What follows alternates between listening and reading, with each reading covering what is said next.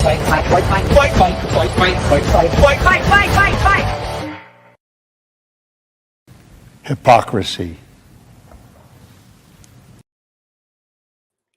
Hey, what's up, guys? Welcome to Lawsplaining the Interwebs. I'm your host, Nick Rekieta of Rekieta Law, a small law firm in central Minnesota. And with me today is a very special guest, Attorney Tom. What's going on, y'all? What's happening? I cannot wait to be canceled for appearing on Nick Rekieta's infamous Lawsplaining the Interwebs. I have heard recently that my show is where reputations go to die. Fantastic. So I don't have much of a reputation to destroy. So it doesn't matter. It can die young. That's fine. the last tweet I made was over 2 years ago. So maybe I'll start getting if I log on to Twitter, which I never do, I'll be getting a bunch of mentions about how despicable I am for joining this program. I hope so, because I did tag you. I tagged your sad, stale, barren account. You know, they'll probably, from what I've seen, they'll probably think of me as inferior. They'll say, "Oh, look, this guy's only got 20 followers on Twitter. He's a nobody." Yeah, well, it's true though. I mean, it is true. I'm totally a nobody. I mean, if you for don't God's have, sake, I have a TikTok account that says everything you need to know about my credibility.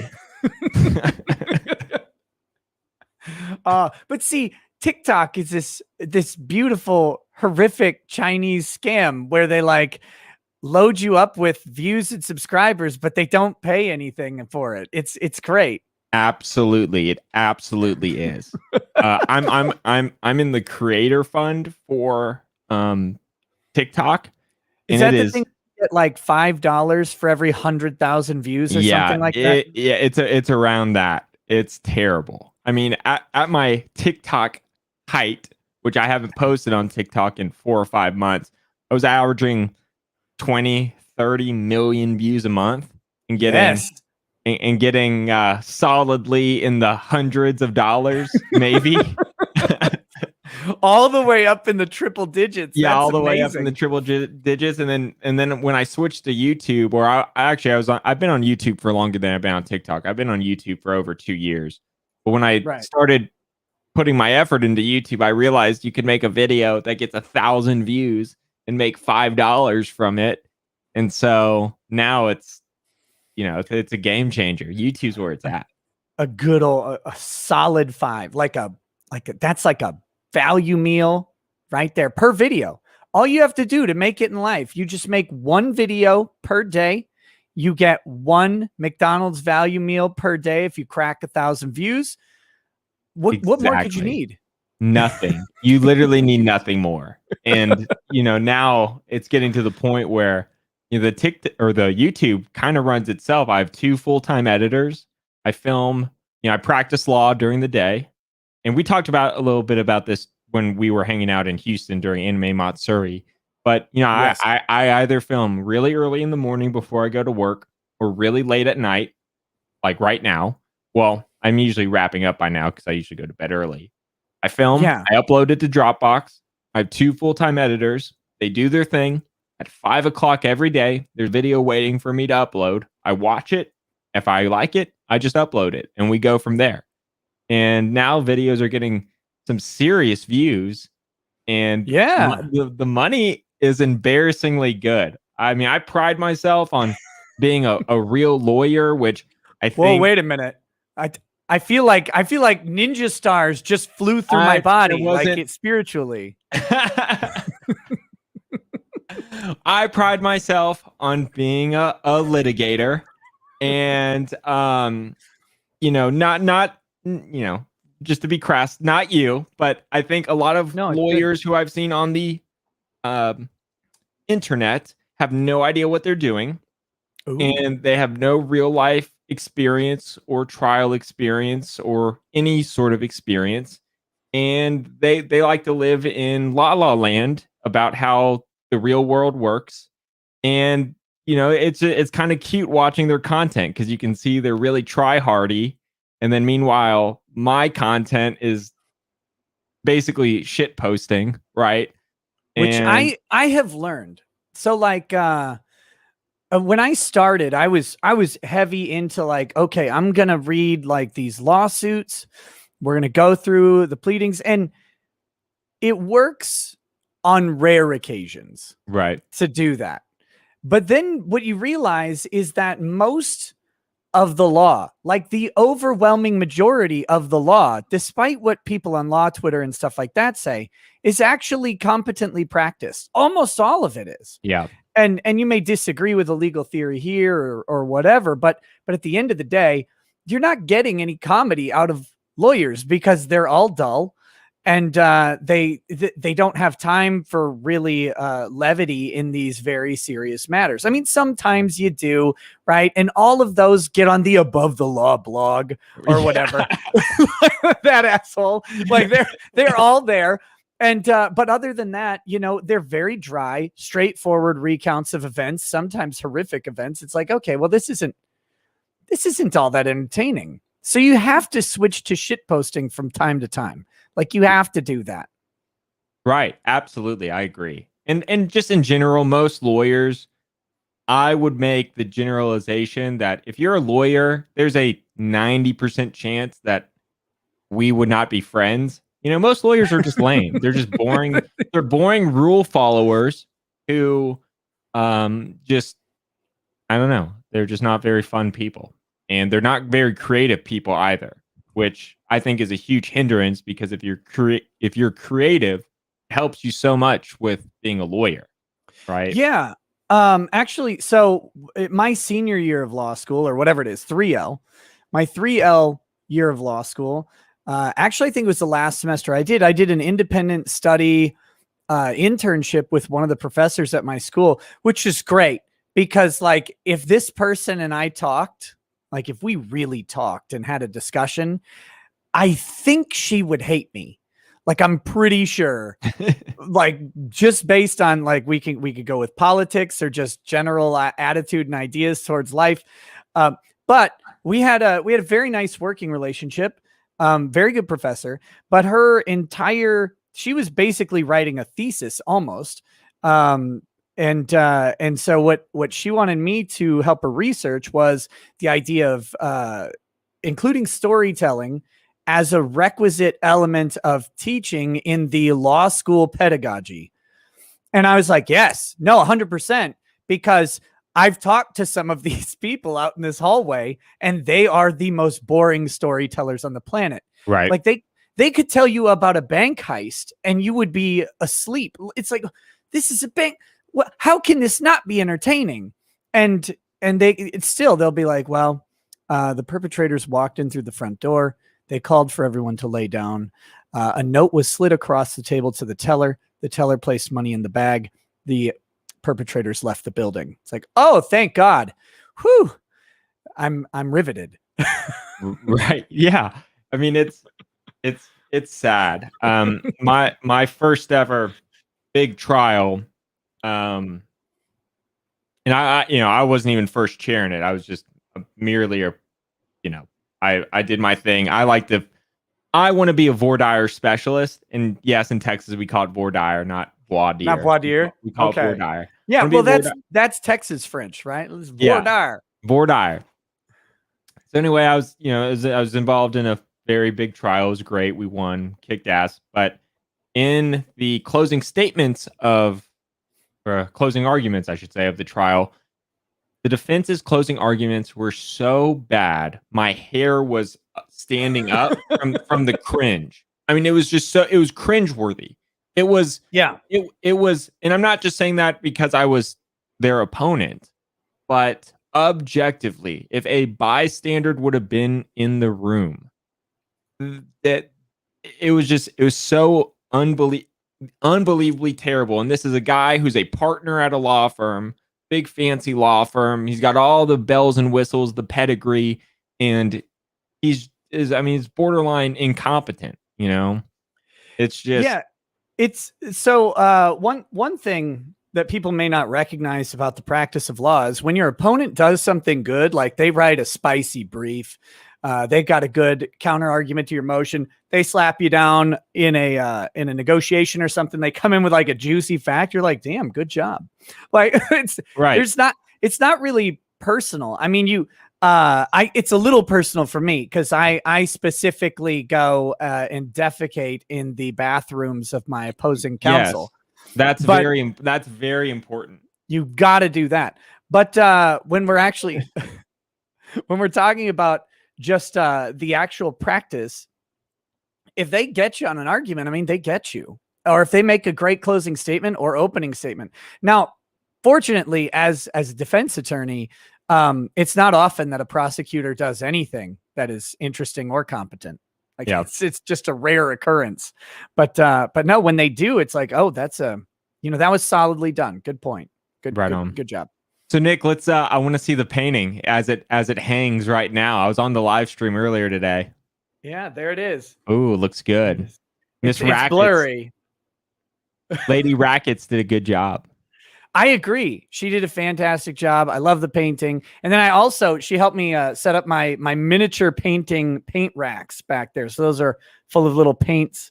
So I can be a super nerd and paint little plastic figurines. Hell yeah. That was like the most begrudging hell yeah I've ever heard. Like, no, the next you're gonna tell me, you're gonna send me a message and we're gonna go LARP. Yes, you're gonna invite me to go LARPing somewhere next year at Matsuri, right? Like we've got to bring some foam swords and go kick the shit out of a bunch of people. Yes, exactly. That's exactly what we have to do. I'm sorry. People are asking why my camera angle is weird. I'm sorry. This is my camera where I usually film. My monitor is right here. So I'm looking at Nick Rekieta right here. I'm sorry if that's awkward, but it kind of looks like I'm looking at him in a weird way. But it's okay. I could move you so I could talk like this. I could move you over to this monitor right here and we could have a conversation this way. That'd be weird. That'd be weird. And then plot twist, about 30 minutes later, we're actually in the same room. Yeah, true. And that's true. Cat, like I'll hand something across the table and you'll grab it. That'd be perfect. Yeah. We should have figured that out. Like that would have been a good gag. Like just in general, if I bought something and you bought the identical thing and it was like, oh, here's this bottle of liquor or something. You're like, oh yeah, thanks. That would have been great. We should have done that. Okay. So what we need to take a step back here. We're 13 minutes into this stream and I always assume that everybody knows who everybody else is because like, well, you and your little channel with all your cool subscribers and stuff or whatever. But we need to explain, I guess, for the people who don't know who you are, what you do on YouTube, what you do on TikTok, what you do in real life and all of that stuff. So do you want to kind of like intro that, I guess? Yeah, sure. So my name is Tommy Kirker, Attorney Tom for short. I'm based out of Houston, Texas, the proud home of anime Matsuri. And the birthplace of me. Woo! And the birthplace of Nick. Yeah. I'm a catastrophic personal injury lawyer. So what is that? I thought you were going to say I'm a catastrophic like something. I didn't realize you were going into the profession thing. Oh, I thought like, we were going to No, that was good, but I was just you're like I'm a catastrophic. I'm like, oh my god, this is like really self-deprecating. What's going to happen here? But no, you're a catastrophic personal injury lawyer. I'm a catastrophic personal injury lawyer. I have my own law firm. We have 5 people, 2 offices, one in Houston, one in Lake Charles, Louisiana. My business model is I work on very few cases, probably myself only working on 20 to 25 files at a time. That's a very small number for anybody who needs context. But all the cases I work on are fairly severe. I don't do cases where you get rear-ended, ow, my back hurts, you need to go to the chiropractor. Well, I shouldn't say I don't do them. Family and friends come in, I'll do those kind of cases. But the majority of the cases that I am going to put time in the day on are the higher end cases, wrongful death, people who get burned, people who get paralyzed, cases that have damages that are very significant and have significant policyholders behind them. So it's usually corporations or, commercial policies that need to be litigated. So cases that might be able to, settle pre-suit or stuff like that. That's not really what I do. So the cases that I'm working on are cases that probably need to go to trial, or at least we prepare to go to trial. So that's a little bit about me. I started my own law firm when when I was 24. I'm only 27 right now. I was going to say, you're like what, 26, 27? Yeah, I'm 27. I graduated undergrad in 2 years and law school in 2 years. So I became a lawyer pretty young. You graduated law school in 2 years? Yeah.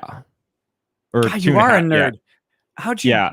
How'd you, that was what, like 26 credits a semester? Well, so, okay, you caught me slipping. So technically 2.5 years, but my last semester, I only had 1 or 2 classes. So it was basically a really, really long bar study. And I passed the bar by a bazillion miles because I was not going to take that thing again. It is shit, man. Yeah.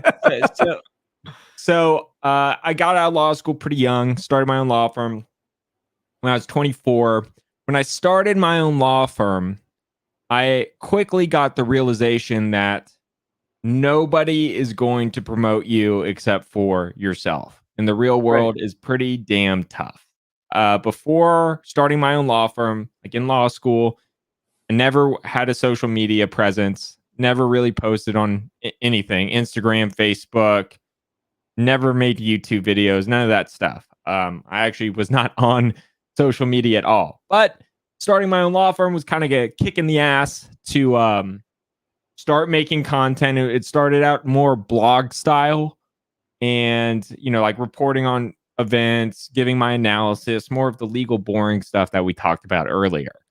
And then, as the years went on and I got more comfortable or had more fun in front of the camera, my content started evolving and so did my followers.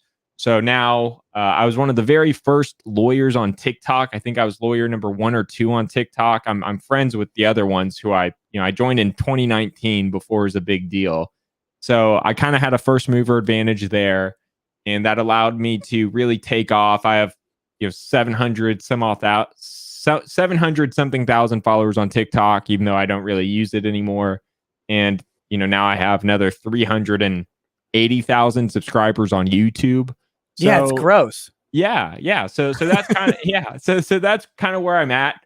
I'm a content creator on the side. Like I said, I still practice law. And yeah, that's a little bit about me. Yeah, like it's great. And you have great content because this is the hallmark, right? You seem to enjoy what you're doing. I love what I'm doing because I'm in a great position where content creation isn't my job, it's my hobby. Right? Yeah. So the money's great. And all money I make from my content, I put back into my content. So, now we're at the point where we're making thousands of dollars a month from my content, and it all goes back in. So I've been very lucky. I've bought in great gear.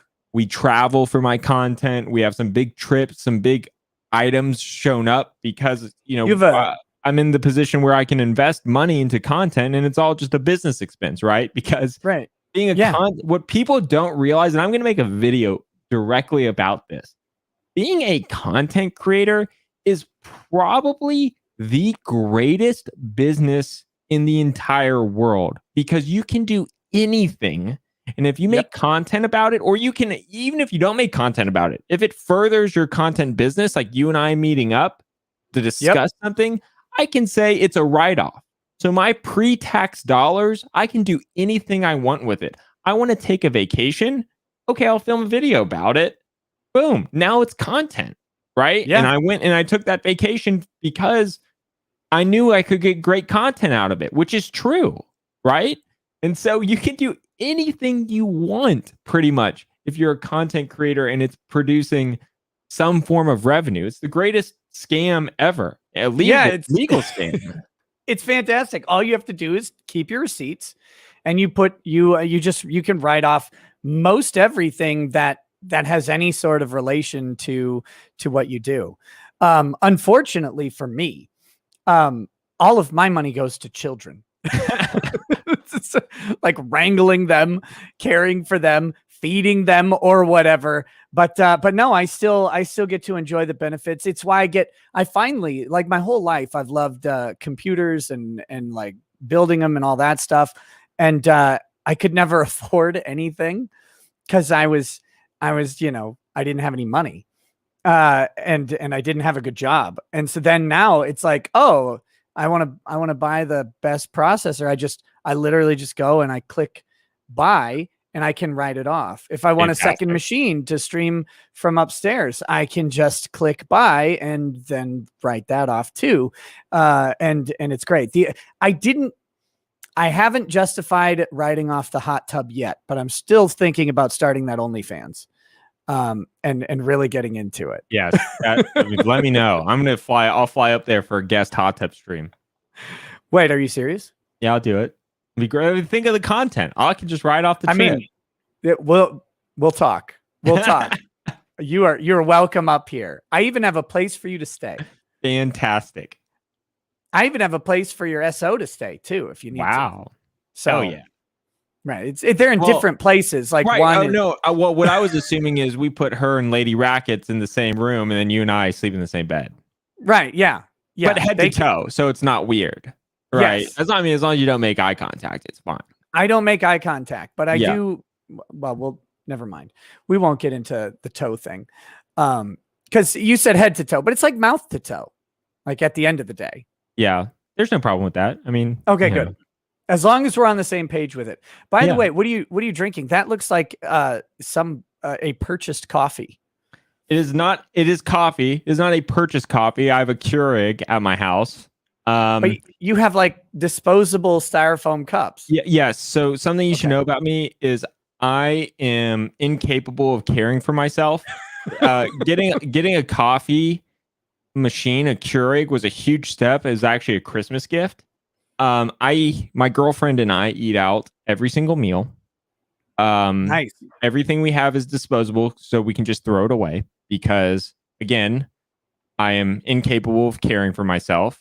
I have a person come to my house once a week to clean the house, do the laundry, because I'm incapable of caring for myself. Literally, the only thing I do is I wake up, I be a lawyer, and I create content. That's about it. I don't really have too much of a social life. I don't have any kids. I like to play golf, but other than that, I'm incapable of doing anything else. It is just a fact, and I get to work. I justify it as, content, and working a lot allows me to pay for the necessities because I cannot take care of myself.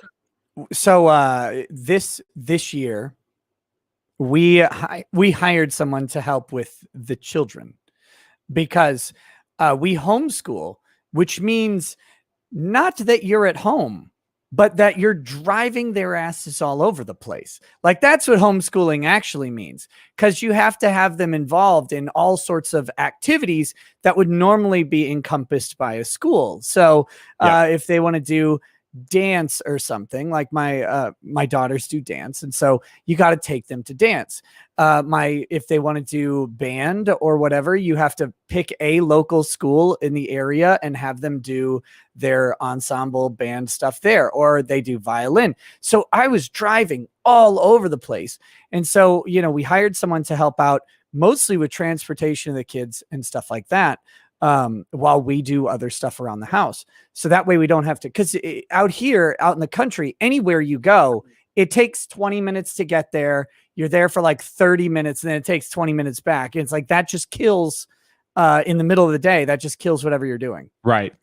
And so I was writing the check for this person today, and I'm like, son of a bitch, God, it's expensive.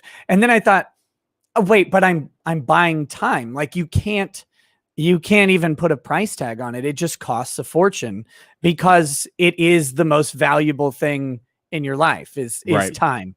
And so it's yeah, I get that. Yeah, I very much get that. yeah. My girlfriend and I earlier this year we tried like Hello Fresh or one of the food Like Blue delivery. Apron or something. Yeah, like Blue Apron or whatever like that.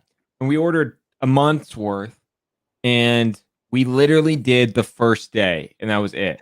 And it took us about an hour and 15 minutes to to perform, to make the ingredients or whatever. Even though the ingredients were like pre-cut or whatever, like putting them in the oven or whatever, took like an hour and 15 minutes. And I made a unilateral decision. My girlfriend, if she's listening or on the stream, she got really upset with me. I mean, I just told her, I was just like, this takes too long. Like, I'm not gonna spend an hour of my day making food. I'd rather go spend $50 for dinner or whatever, because I value an hour of my time more than making, the cost of dinner, right? Yeah, more than the difference between the dinner that you have to prepare and the dinner that you buy. So like people look at, well, eating out at a restaurant's really expensive. First of all, talk to me after you have 5 little rugrats eating. Yeah, I can't imagine. It gets really, really pricey. But the thing is, it's like, okay, if I'm going to buy enough food for everybody to eat, it's like $40 in raw food. If I'm going to take everybody out, well, sure, it's $100 for the family to eat. If we go sit down somewhere, I mean, if we just grab, Qdoba or something like that, it's not that expensive. But if you go sit down and eat, hold on, I need to interrupt you. Yeah, Qdoba, really? Not what do Chipotle? you do? You wait, you're a catastrophic injury attorney and you still eat at Chipotle? Yes. Yeah, you eat at Qdoba? You want to be a pro se litigant or something? Like, are you trying to salmonella yourself into an early grave? You would take Qdoba over Chipotle with a straight face? First of all, there isn't a Chipotle within an hour of my house. Okay. And there is a Qdoba about 15 minutes away. Gotcha. Well, that makes sense. Okay. Second of all, I don't know. I think Qdoba has turned me. I think so. I used to like Chipotle but they something happened and they got not as good. So that's my opinion. And if you have a different opinion, that's fine. You're wrong. Yeah. Okay. That's fine. That's fair. But anyway, so but it's the difference. You can't measure like how much it costs. You have to measure what the difference is and then how much time you saved. And that's the value that you're buying on that. So anyway, no, I get it. We don't go out to eat very much because taking kids out to eat is actually more time than not. But we have been ordering a lot of stuff now that everybody does takeout after coronavirus. Everybody has takeout and some people will deliver. So that's been high. But I actually cook a lot. I like to cook. But I hate dishes. So we have all paper dishes. Yeah, right on. See, same theory. Just throw them away. Yeah, exactly. Toss them away. Yeah. Let Twitter cancel you for ruining the environment. But good. Whatever. Yeah, that's what I want to do. I'm actually trying to. Did you see that, by the way, out in so speaking, I was talking about computers and stuff earlier, out in California, and this is kind of a legal topic in a weird way, but out in California, and there are 6 other states, some new energy regulations just came into effect earlier this month. And now you cannot buy certain hardware for computers or pre-built systems because they're too energy consumptive. So for example, the top end Alienware configurations, the 2 top ones that they have, if you're in California, you try to order them, Dell cancels your order and says, nope, we can't ship them to California. I think it's Colorado is another one. They're a couple different states, and it's amazing. That's so lame. My problem with everything is I get it. Listen, we talked about this in person. I'm fairly, I'm probably fairly more liberal than you. Not that I care or whatever. I'm pretty easy going or whatever. I get the whole energy consumption. I get the whole, saving the world. I get, global warming, all that stuff. But the people in charge are a penny smart, a pound foolish. Whatever the saying is, penny smart, dollar foolish. I guarantee you, if we dug into it, for every one Alienware computer that they're stopping, there's some just monstrosity, atrocious, inefficient, government-backed energy sector, something that is just running rampant. And, Well, it's like and that's what makes me mad. It's just totally unfair. what was like when they were having the water issues out in California, and they're like, "Oh, we got to conserve water. You can't flush your toilets." And then you find out that, like, even if everybody all over, like both commercial and if every toilet in California wasn't flushed, it was like 1% of the daily water use of the almond farming that goes Right. on in California. And it's like, what are you doing? Like, you're not saving water. It's a negligible amount. What are we talking about here? But Right. I just find it funny for all of the content creators out in California who are like esports gamers and stuff like that. They're going to have to like deliver their computer orders to a different state and go pick them up. That's great. I really don't see people living in California for very long. I mean, I think this exodus is real. I have no idea. I mean, I was just in California over the weekend. I was in Napa, and yeah, it was cool. It was okay. It was cool. I was there for a wedding. And I went to undergrad in California. I went to undergrad in UC Santa Barbara. My mom grew up in San Diego. So my mom, I grew up going to California. I love California. I don't know how people can live there, especially if you have the choice. Like, if you're a content creator, why wouldn't you content create in Nevada or Texas or literally anywhere else? You're literally taking money and you are throwing it in the garbage living there. Oh yeah, so, it's horrendous. What a terrible plan. Actually, it's kind of like living in Minnesota. In all honesty, it's about the same. Really? What's your state income tax? It tops out at 12%. Oh my! What we have like the second highest state income tax in the country, and our estate tax does not follow the federal estate tax, and so it's still stuck where the estate tax was, like, oh, Bainling, you motherfucker. Sorry, one of my mods suggested I do something, and it ruined YouTube. God, I hate on the subscribers only mode. Yeah, I put on subscribers only mode because we get these spam bots that come through. But it takes all of the super chats that have come in and are nicely organized in the little thing, and it erases them. And so now I have to go to the less organized system to get them. I'm like, why would you change this? This was such a good system that you had, and then they just ruined it. So I hate everything. Anyway. Where were we? Oh yeah. So our estate tax is still like 1.2 million plus per individual, whereas Fed it's like 10 million or something like that, or maybe it's 5.2 million per individual. I can't remember, but the Minnesota, like, and out here you've got a ton of farmers, and that's the real problem. Is these farmers want to pass on 800 acres of land. And you are pushing that 1.2 million limit just on land, right? Not to mention you got a $250,000 tractor or two out there. And suddenly, like, these farmers who have a lot of equipment and a lot of assets, but are cash not rich. I won't call them poor, but they're cash not rich. They have to sell part of the land just to keep the family farm going. Yep. And Minnesota's stupid. So I got a fun Texas estate story. I don't know the exact year. It's an infamous story. It was either 2005, 2006, 2007, 2008, one of those years. There's a lapse. There's a lapse in the Texas estate code where one code ended in like I'm making up these. It's 2011. Dates. Right. Oh, it was where the lapse happened. Okay. So, yep. All right. So for everybody to get up to context, there's a lapse. So from 2010, so on January 1st, 2011 to December 31st, 2011, there was no estate code, right? So it ended at the end of 2010, and the new one didn't take place till the beginning of 2012. So people who died in 2011 didn't have to pay basically estate tax, right? Or inheritance on the state level. And when you get up to hitting that estate tax in 2010, it was 55%.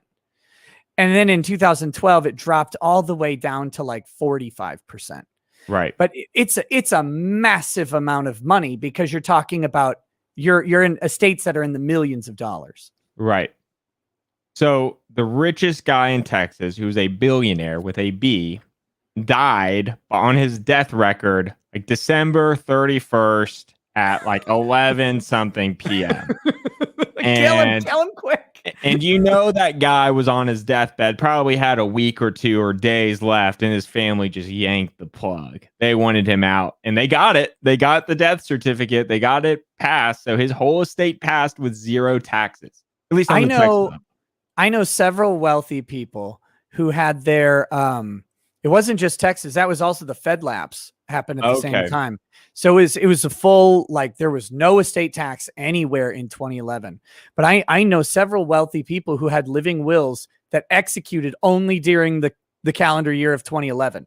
So if they had do not resuscitate orders from January 1st, 2011 through December 31st, 2011, but on January 1st of 2012, resuscitate me, keep me alive, all that stuff went right back into effect. Yep. And it was amazing. and it was because they wanted to pass on what they had built to their children. Like it wasn't the kids doing that. It was the actual the people who were like, I don't want to give a check to the government. That doesn't make any sense. I want to just give this to my kids, but yeah, it's that estate tax thing. I whatever anybody believes about taxes in general, I'm like, taxes are theft. But with the estate tax in particular, I don't see the justification of the government saying, well, you died, so now you owe the state money. Like it is illogical to me. Like I don't agree with the income tax, but I guess you could say they facilitated the income that you would earn by providing infrastructure and an economy that's somewhat managed or something, I guess. But with the state taxes, I don't get to even a distinction that I disagree with. Like I just don't get anything. Yeah. And this is where I kind of, just to be a hypocrite of myself, as we talk about writing off things and, living in Texas or whatever, it's kind of like you want everything for everybody else, but not for yourself. I mean, I get the point of, taxes and taxing the rich or paying your fair share or whatever. I get the point. I disagree with the logic of it is what I'm saying. But but what makes me mad is even if we generate all this money and if we increase revenues for the government, which, may or may not be a bad thing, it's just so inefficiently spent. Oh, and it's people on both sides. I mean, I think if you're a politician, you're literally incompetent. I mean, you're a politician because you couldn't get a successful job doing something else, right? And we're just incompetent. I mean, if you look at I saw this article about military spending, right? And it showed how much money they spend on the military and, like a cup holder. Like, oh, I got a cup holder for my F-16. Each cup holder costs 120 grand. Like, great. I'm glad we're spending 120 grand on a cup holder for an F-16. Meanwhile, you want to spill your coffee when you're accelerating, you're pulling like a 5G turn. That cup holder has to be serious. I mean, what are you talking about? Right. Well, yeah. I mean,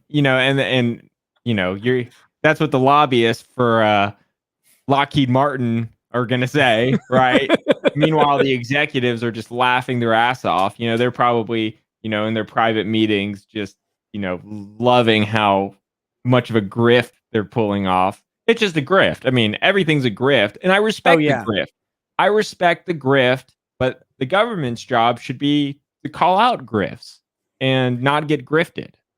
Right. And the government participates actively in the grift all the time, and they do it with the force of law, which makes it worse. Right. And if anything, the government should be the grifter, not the griftee. And the problem that I think I have is that the government is the griftee. If they were the grifter and we were all bitching about how much taxes we have, but then, it was spent somewhat well, then they're just a grifter. And I think that's like the inherent, liberal position. But once you become the griftee, then it's an issue because you're basically being a shitty grifter to your people and then, giving it away. And then all of us, we're all the grifted. Right. Exactly. That's exactly what it is. And all the people with government contracts are the grifters. They're the ultimate grifters. Yeah, I wish I could do that. God, that would be such a sweet gig.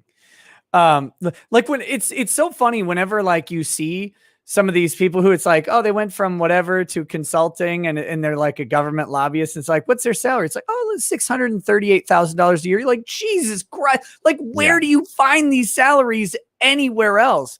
And it's like, well, they work for the Rand Corporation. It's like, oh my God. Like, how did they afford this? Like, how does this company run efficiently? And we're not talking, these are executives either. That's the crazy. It's like, well, that's their consulting fee. Right. And all they do is they're best friends with whoever's the decision maker. And they just they take him for a beer and they say, hey, bud, it'd be really cool is if my company got your $40 billion contract. That's it. Yeah. That's literally it. I mean, like I said, I respect the grift. I just don't like when the government is the griftee. I'd appreciate it way more if they were just and you are the griftee by proxy. Right. Because your taxes are the ones funding. Grifted. I'm the the grifted. Yeah. Okay, let me hit some of these super chats since YouTube decided to screw up the whole thing. This is from Tradeo. Says, Attorney Tom, Kentaro Miura has died. How do you end the Berserk series in his stead? This is very shocking news to me. I've never heard of this. Really? I'm just kidding. No, I'm kidding. I watch your stream all the time. I know this is brought up constantly. Do you watch Berserk though? Yeah, I've seen the original, and I know they've made like a bazillion spinoffs and a bazillion other like sideshows, or I don't know. Yeah, well, it was still going. I mean, the main manga was still going, so theoretically the show was still going too. But yeah, it's. Do you like it? I liked it. I thought it was pretty good. Yeah, that was cool. I mean, it was like kind of a unique animation style, or however they did. I thought it was okay. It's cool. Nothing like too memorable in my opinion. I mean, I would never. Super violent though. Right, super violent, super gory. That's what you need. Anime is about murdering everything, in my opinion. Yeah, like people are like, well, what kind of anime do you like? Do you like comedy anime? I'm like, no. Well, what about slice of life? I'm like, hell no. But it's got to have ninjas, robots, or robots that are also ninjas. Like that's what I want, and I want them chopping people up. That's it. Yeah. At the end of the day, explosions, ninjas, whatever. Andrew War Snowboard says the Cleveland Guardians are facing a lawsuit from a local roller derby team of the same name. Could they change it again? Hopefully back to Indians. What do you think on that one? Well, I know nothing of copyright or trademark or whatever, but I would imagine if there's a roller derby team, they just want money to go away. So even if they have a terrible trademark to the name or an insignificant trademark, the Cleveland baseball team is going to give them $100,000 just to say, hey, this is going to be cheaper than the legal fees, and you release your claim to us. I mean, it's just what's going to happen. It's just a grift. Everything's a grift. I mean, everyone's being grifted, and there's all the nothing, time. and there's nothing wrong with it. There's nothing wrong with a grift. It's just, you got to play the game, and it costs money to play the game. And the roller derby team is going to get a great set of roller skates for everybody. That's right. And they're going to be happy with it. And ultimately, they are going to get more recognition because they have people are going to associate them with the baseball club, which is going to be a good thing for them, not a bad thing. So they're going to get $100,000, $200,000, whatever it is. And they're going to get some extra attention. It's a win-win all the way around. They should demand a percentage of ticket sales. They would get. See, that's the problem. If you grift too hard, you're going to get. you gotta grift it good. If you grift too hard, the Cleveland baseball team, their CEO is going to say, "We're going to bury them in legal fees." And this is what we were talking about at the beginning. This is how the real world works. In the real world, if you if you bite the hand that feeds you, and they go after, the Cleveland baseball team, the Cleveland baseball team will file a bazillion motions, and they will conduct expansive discovery, expansive depositions, and they will literally bankrupt the skater team. And so it's going to cost them more than the $100,000 than it would have at the very beginning, which is why they're going to offer it to settle. But they are going to destroy the other team, right, wrong, or indifferent. No, that's right. Yeah. My favorite, this is what I know about trademark, and this is my favorite horrible trademark case. Okay. Are you familiar with the country band Lady Antebellum? Yes. That now goes by Lady A, because antebellum refers to prior to like the Civil War. So that was deemed to be racist. And so they changed their name to Lady A. But turns out that there was already a Lady A who happened to be a black female jazz singer who has been using Lady A for several years. And when confronted with this, the new Lady A, the Lady Antebellum, they sued her for her name and won. And that was terrific. Like, that's exactly what I think is going to happen with the Cleveland Guardians, is that, if they really need to, they'll turn it out. But I mean, it defies, I don't understand how they got to the victory there, because, clearly this is a female jazz singer using this name in trade. They're in the exact same profession, at least with the roller derby team. It's like, this is MLB versus roller derby. Right. I mean, come on. This is like Best Buy versus the Best Buy ice cream shop. Right. But these were two singers, like two singing performance artists.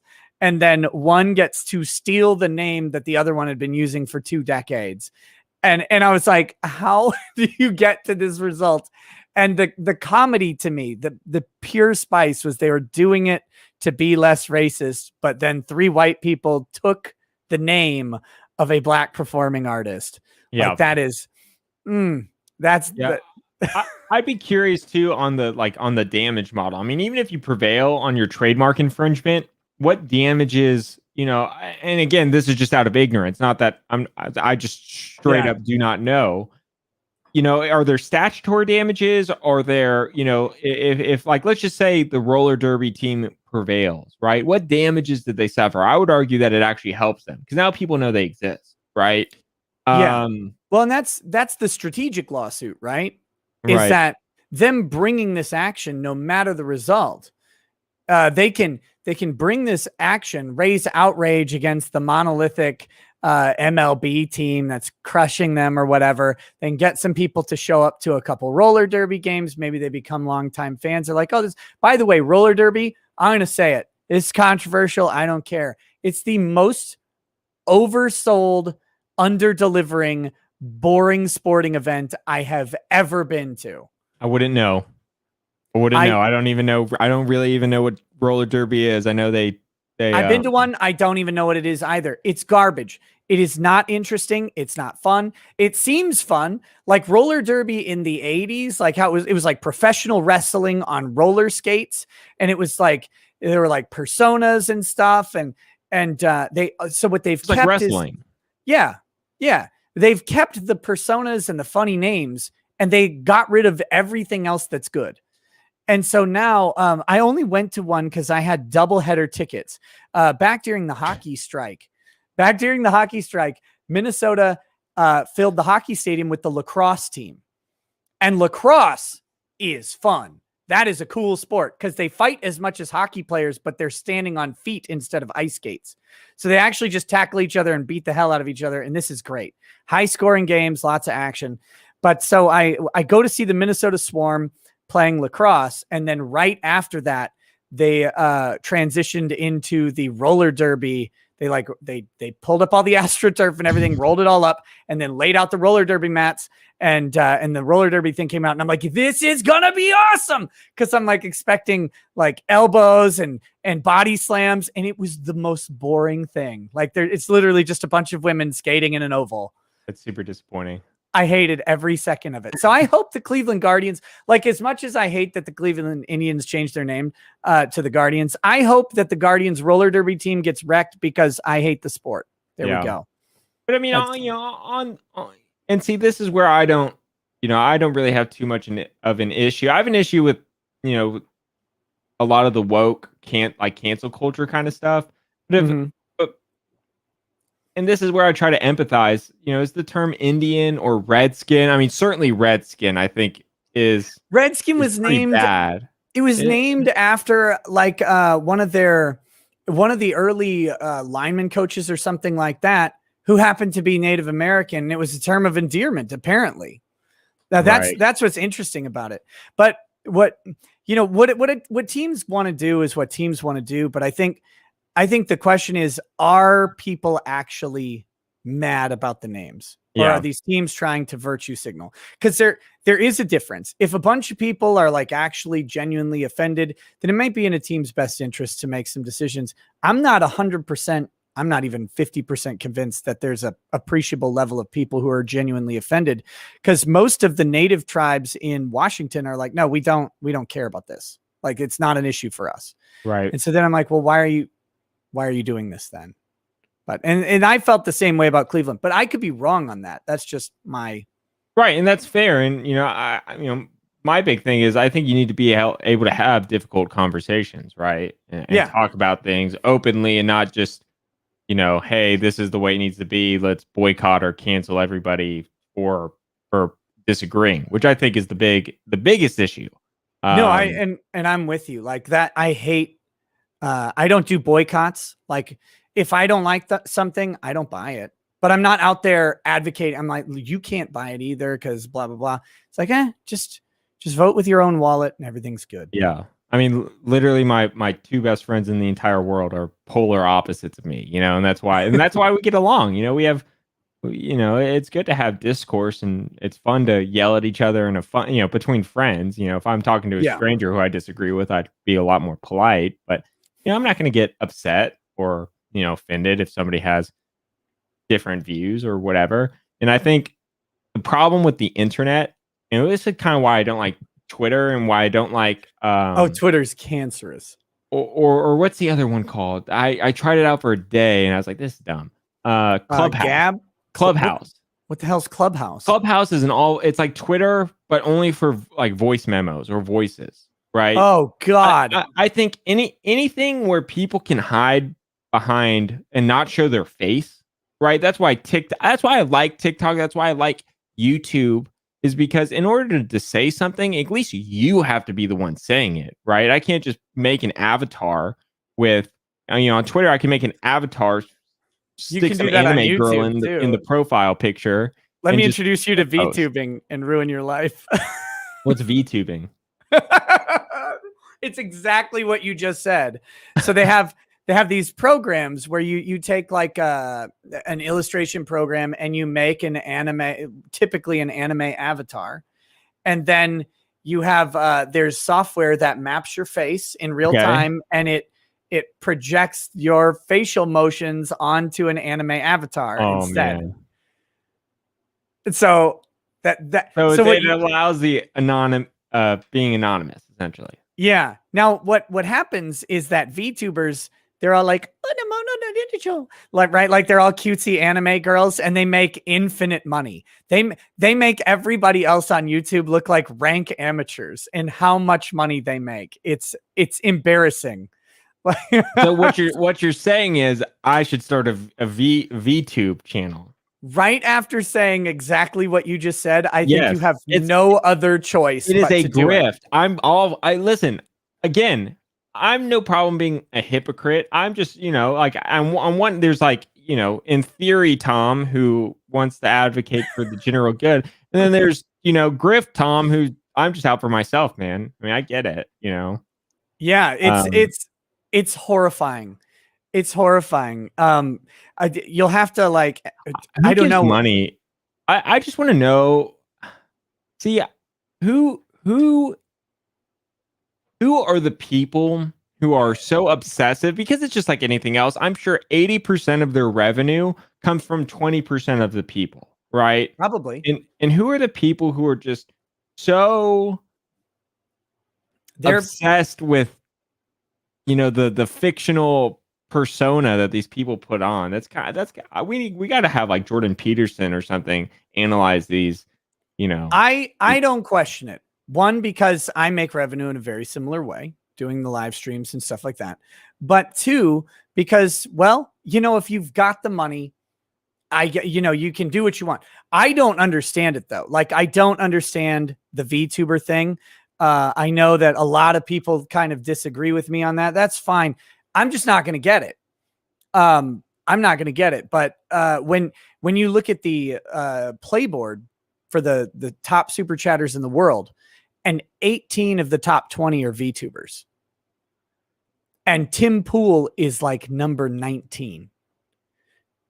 Right? Like, there's a thing with it. There's something about VTubing that I have a whole bunch of theories on how, but it attracts a certain audience that are predisposed to spending large amounts of money on what they like, because they come from sort of the world of anime, which has monetized every single thing. Like, there's a monetizable aspect to every element of life if you're into anime. Yeah. Right? Like, we could probably get these beautiful RE20 microphones with anime tits on the sides of them. Oh yeah, whatever. We should do that. if that's not a thing, we should make it a thing and become billionaires. Yeah, I think so. And it'll be like a 2-channel mic. You could talk into one boob and then the other one. That'd be perfect. Right. Or you can have like little controls on them, you know, like little buttons in them. They can grow or shrink, like if you need a different size. This is a perfect plan. So VTubing actually does exist. It's extremely popular on YouTube right now. There's actually an agency called HoloLive, and they are the predominant purveyors of VTubers. They're a talent agency. They grab people, they create an entirely new persona from HoloLive, they get promoted, and they go straight up. But I've heard, and I would love to get my hands on one, but I've heard the contracts from HoloLive are insane. Like 50% of the revenue goes to HoloLive, and you're like, whoa, like that's a lot. And they own you. They probably own the channel. So if you leave, and I guess that's the good thing from a business perspective, if it's anonymous, right? If your talent disagrees with you, kick them out. I'll just hire somebody else to be the voice. You know, it only takes about 10 videos and people will get over it, right? You know, if in theory, I will not say that, because the VTuber community is very, very adamant that the VTubers themselves are the greatest entertainers to have ever lived, and that because all physical attributes are nullified by the fact that it's all an anime, like everybody has the ability to be this certain physical characteristics that they want, that there is that it's the purest form of capitalistic, I guess, merit-based, a meritocracy. I disagree with that, but there are people who think that. Yeah. No, and who am I to question? Hey, I'm just a guy. I'll tell you what, there is a serious, and I've tried to address it or help some friends out. There's a serious lag in the content creator economy with respect to representation on the content creator side. A lot of these agreements that I've seen, you can take, and even right now as a business, you can go to some of these top influencers who get millions and millions and millions of impressions and pay them pennies for what their worth is to do an ad spot. And also you can have the contract written in such a way where you basically own the underlying content and have their rights in perpetuity. Through my random TikTok fame, I have represented a few large TikTokers. And when I say large, I'm talking about tens of millions in the 15, 16, 17 million club. I mean, people who, you know, are mainstays on TikTok. And I've negotiated deals for some of these guys and girls. And just the contract terms that they're initially presented with are so bad. And then also on top of that, a lot of the talent are signed with these talent agencies who provide no value. So what happens is these talent agencies, when these creators are rising up through the ranks, these talent agencies come in and they say, listen, we'll help you out. We'll get you deals. 30% or 40% of all revenue that you make is going to be ours, but that's what we get for bringing in the deals. But they don't bring in any deals, because the way that deals get brokered now are literally through direct communication or DMs. So let's just say Coca-Cola wants to do a brand deal with this huge creator with 15 million views or whatever. They're not going to their agent. They're literally DMing them and saying, hey, what's your email? Let me send you our contract. And so these kids, I've had probably 4 or 5 just through referrals contact me like, hey, I'm in this really bad agreement with my talent agency. They don't do anything. And I want to get out of it. And I look at the contract and, it's like, dude, sorry, man, you're in this thing for the long haul, for the duration of the contract or whatever. Or if you break it, you're going to have to pay X amount of dollars, right? Which might be a better long-term or solution. But I mean, talk about a total grift. Well, that is a grift. So this fills over into 2 areas or 3 areas where I have direct experience. The first one, early on in my YouTube channeldom, a guy reached out to me and he said, hey, I'm a music producer. I cut a song, and there's a production company that they want to buy the song and license the rights or whatever. And he's like, well, you take a look at the contract. So I'm like, sure, man, send it over. So I look at this thing, and they owned everything. Like they owned the song. They owned any subsequent productions of the song. They owned any music that he created that could be related to the success of the song for like 10 years and all this stuff. And I sent it back. I'm like, this is the most horrifying contract I can imagine. They will own everything you make, and there's no guarantee that they'll actually distribute it and earn revenue to return to you. And he was going to get like $500, right? Like it was an embarrassing amount of money. And I responded to it, and the guy said, thanks for letting me know, but hey, this is my shot. And I was like, I mean, but it isn't though. That isn't your shot. You're worth more than that. But that was kind of his answer. And it was like, this is an oppressive contract. You wouldn't allow this anywhere else, but in entertainment, you can do anything. Right. I'm sorry. Well, the problem is with music and with content creators now, there's a dime a dozen, right? So unless you get really, and I tell the content creators, the smaller ones that reach out to me, the 1, 2, like even if you have 1, 2, 3 million viewers or followers on TikTok, that's nothing. And I'm saying that, I have 700,000. That's nothing. No, TikTok followers don't mean shit. Unless you have like the 15, 16, 17 million, unless you're truly in like the top 200 creators in the world, you have no leverage. If you deny their contract, they're just going to go to somebody else. Why would they negotiate with you? Right. Right. I mean, but if you really break into that really top tier, then you can really start demanding and bargaining some real stuff. Now it's completely different on YouTube. YouTube, if you have 100,000, like I would argue you, Nick, you have 170,000 subscribers, but your subscribers freaking love you. You have such a strong base that 170,000 subscribers is way more valuable than someone like me, right? I have 380,000 subscribers, but 5% of people who subscribe to me watch my videos, right? It's super sporadic. Now I cover a more like general variety of things, which is why I get more subscribers, because some people will see one video, subscribe, and then never watch a video again, right? Yeah. But I mean, it's just a completely different game on YouTube, and people they're just so taken advantage of. As Viden the Cold One says, I hate you. No, and that's why I got a good sponsorship right now. This isn't an ad spot, but from Ridge Wallets. I got that, and I actually have the ability to negotiate with them, it's the opposite of what you're talking about with TikTok.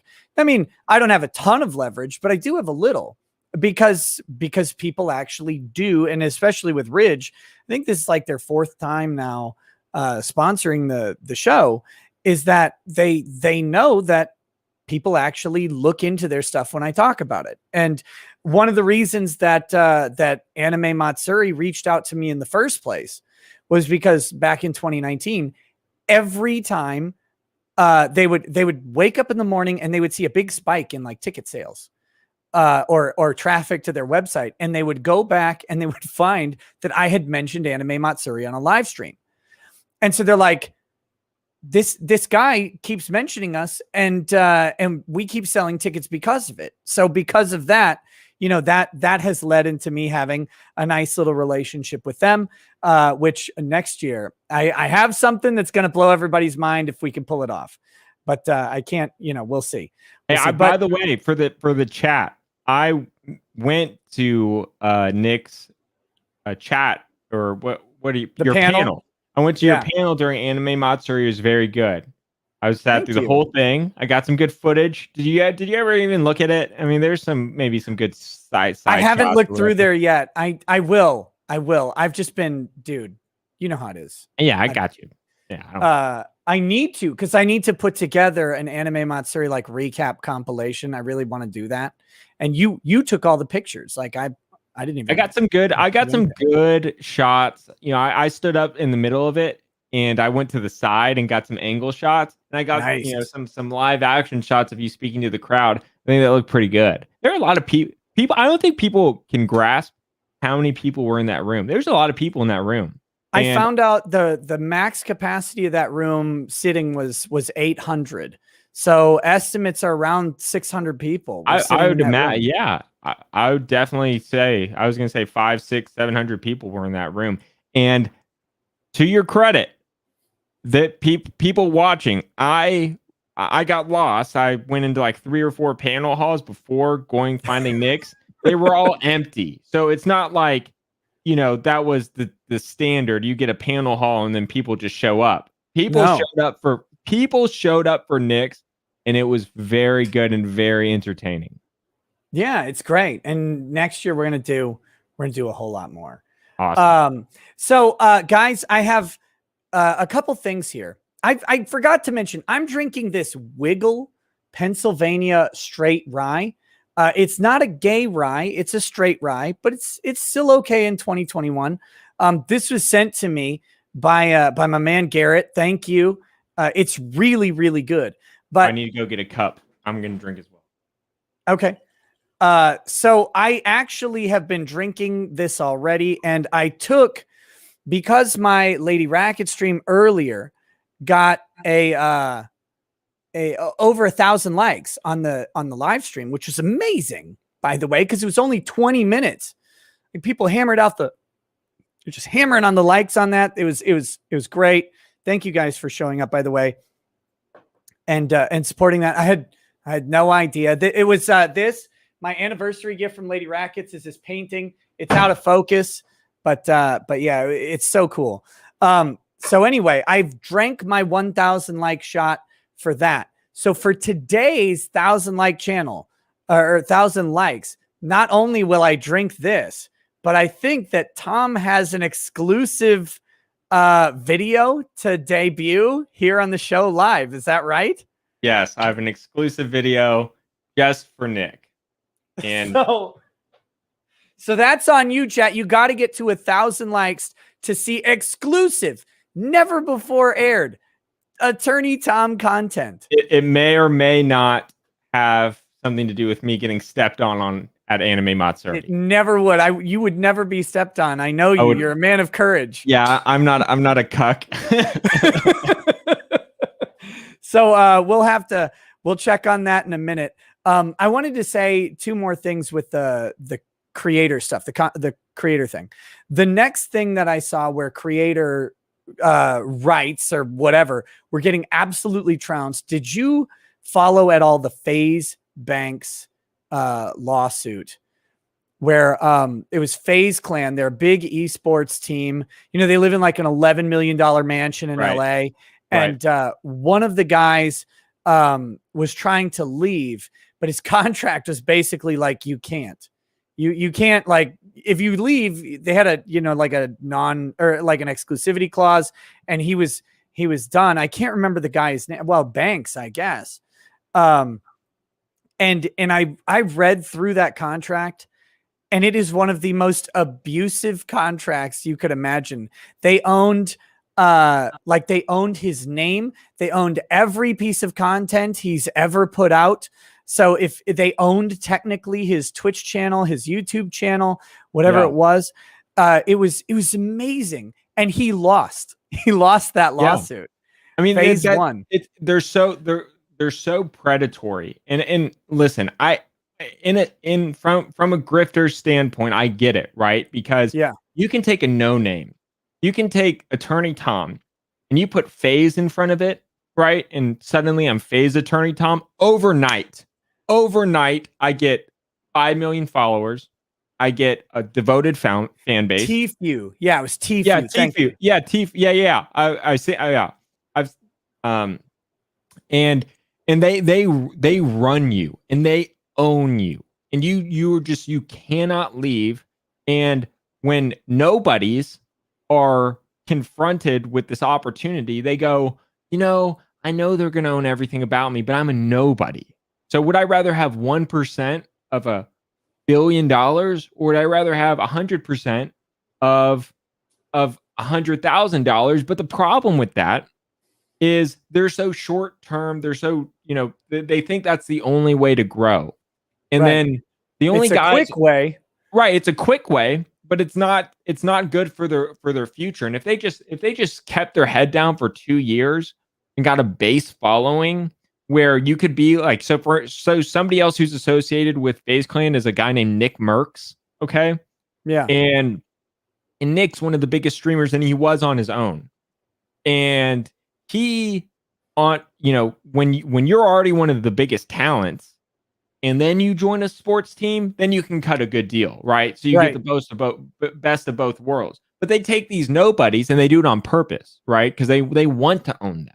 Because as a business model, if you have such a devoted fan base, why would I go acquire the expensive talent when I could just make the talent? It's like the same concept in sports, right? Why would I go pay somebody a super max contract when I can just have a first round draft pick and pay him fractions for the first 5 years of his contract? It's like NFL running backs.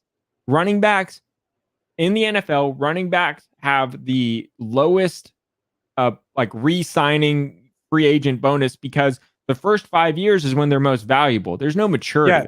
They're going to slow down quite a bit after that 5 years. Physically, they're going to get worn out. Right. Injury prone. Right. So they just run them to death for the first 5 years. And then when it's time to re-sign, why would you sign someone unless they're the exception and there's some, once in a generation running back? Why would you sign them when you could just hire a new rookie who does pretty much the same job? Right. Yeah. Right. Very, very few. I mean, you've got like a Jerry Rice or something like that. You do have, like you said, once in a generation running backs. Right. And they're worth, Minnesota had Adrian Peterson. I think he was a wide receiver or whatever. But he was a running back. And so Jerry Rice was a wide receiver. But okay, I don't understand sports. So I'm going to say names. I'll say my man, Earl Campbell. By the way, I've met him. I got to ride on his lap in a golf cart when I was a little kid. Earl Campbell is like one of the nicest people I've ever met. He's wonderful, but he's a once in a generation running back as well. Like these, but outside of that, you just need someone who's fast, athletic, and can carry a ball. Right. There's a lot of people that qualify coming out of college every single year. Yeah, exactly. It's just a math game, and these content creators, these content houses exploit that, and so it's so hard. But the good news is, the bright side is, if those few content creators were able to establish a base without some sort of backing, the world is theirs. My biggest, and I told you this story a little bit. I'm not going to say his name on the stream, but my biggest client and friend, he's truly a friend. He was one of the first guys who ever reached out to me for legal help. He's a content creator, probably 20 million followers across all platforms. So TikTok, YouTube, so Instagram. Nobody got it. Right. He's a big deal.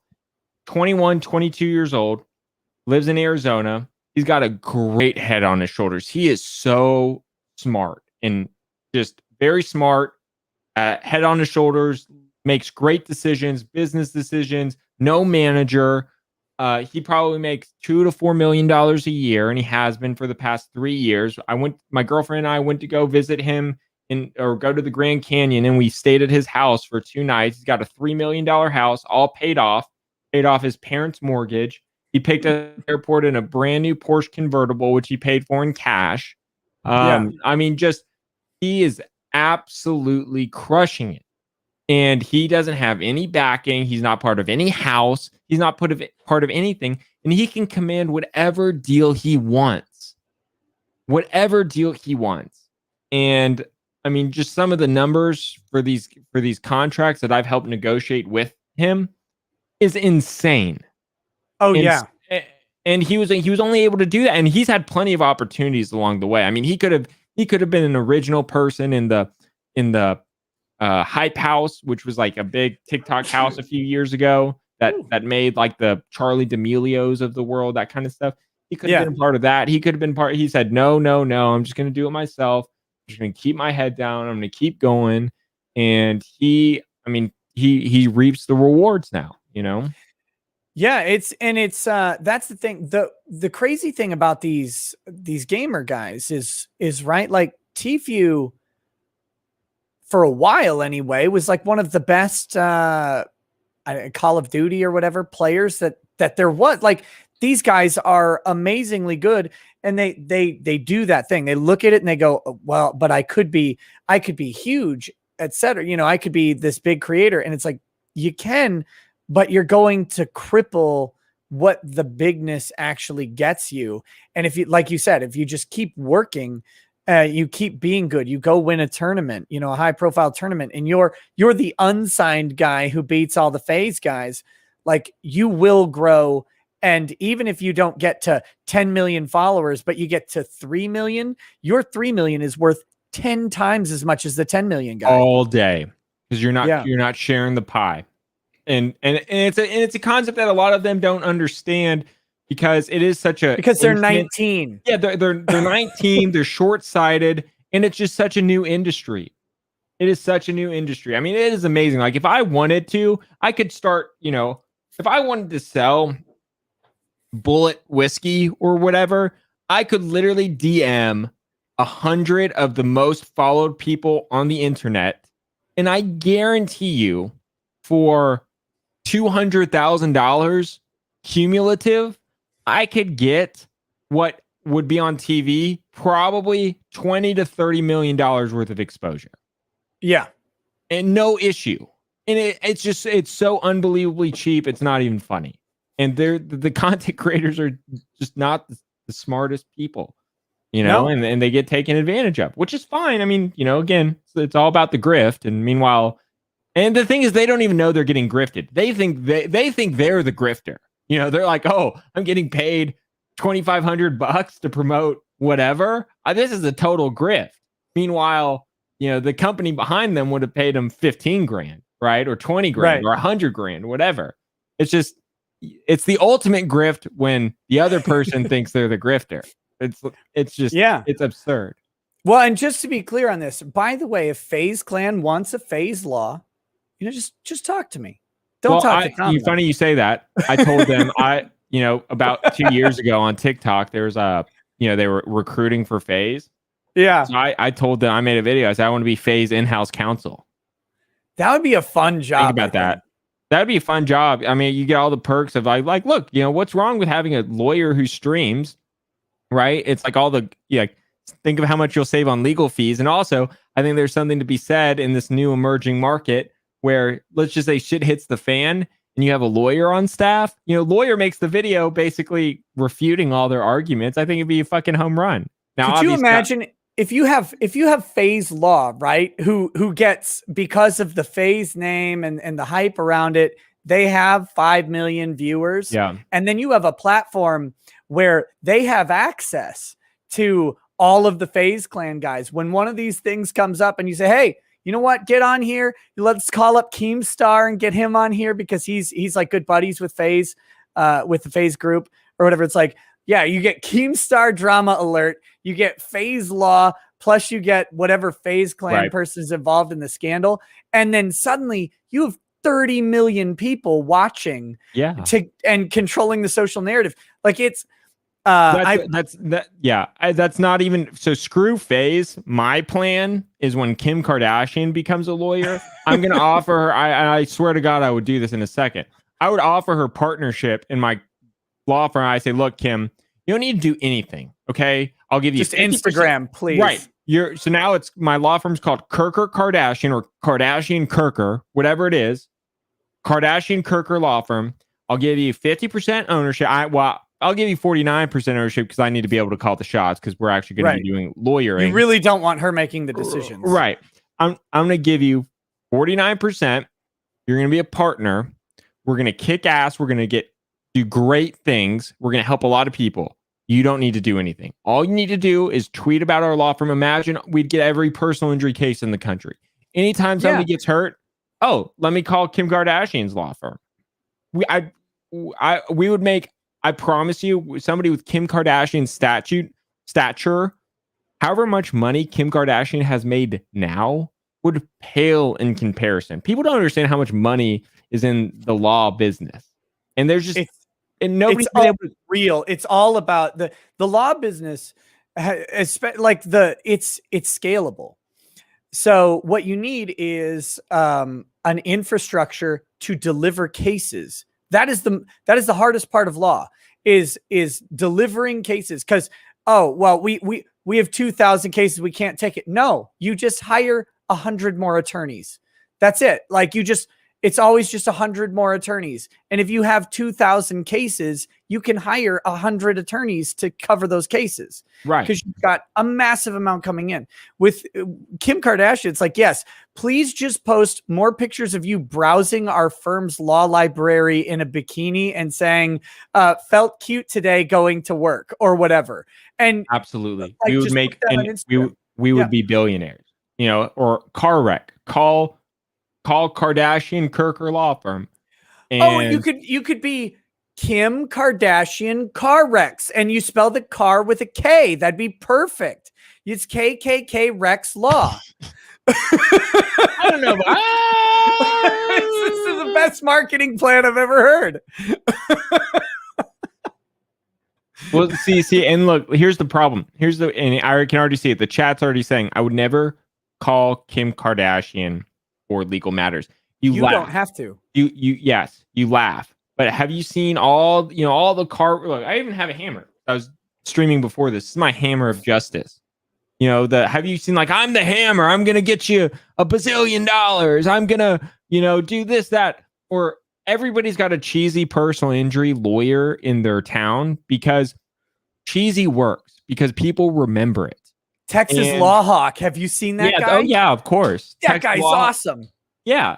Texas Law Hawk. Everybody's got a cheesy personal injury lawyer because the deal with personal injury is it's not something you can network for. You might not be a client today, but you go and you get into a car wreck tomorrow and you get hurt and you don't remember, like, oh, who's that guy I met last year at the anime convention? Who's that guy I shook hands with?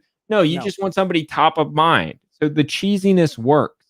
And, having Kim Kardashian as part of a law firm, most people don't know a lawyer personally, right? So they get hurt, they're going to call that number. I guarantee you we'd be billionaires.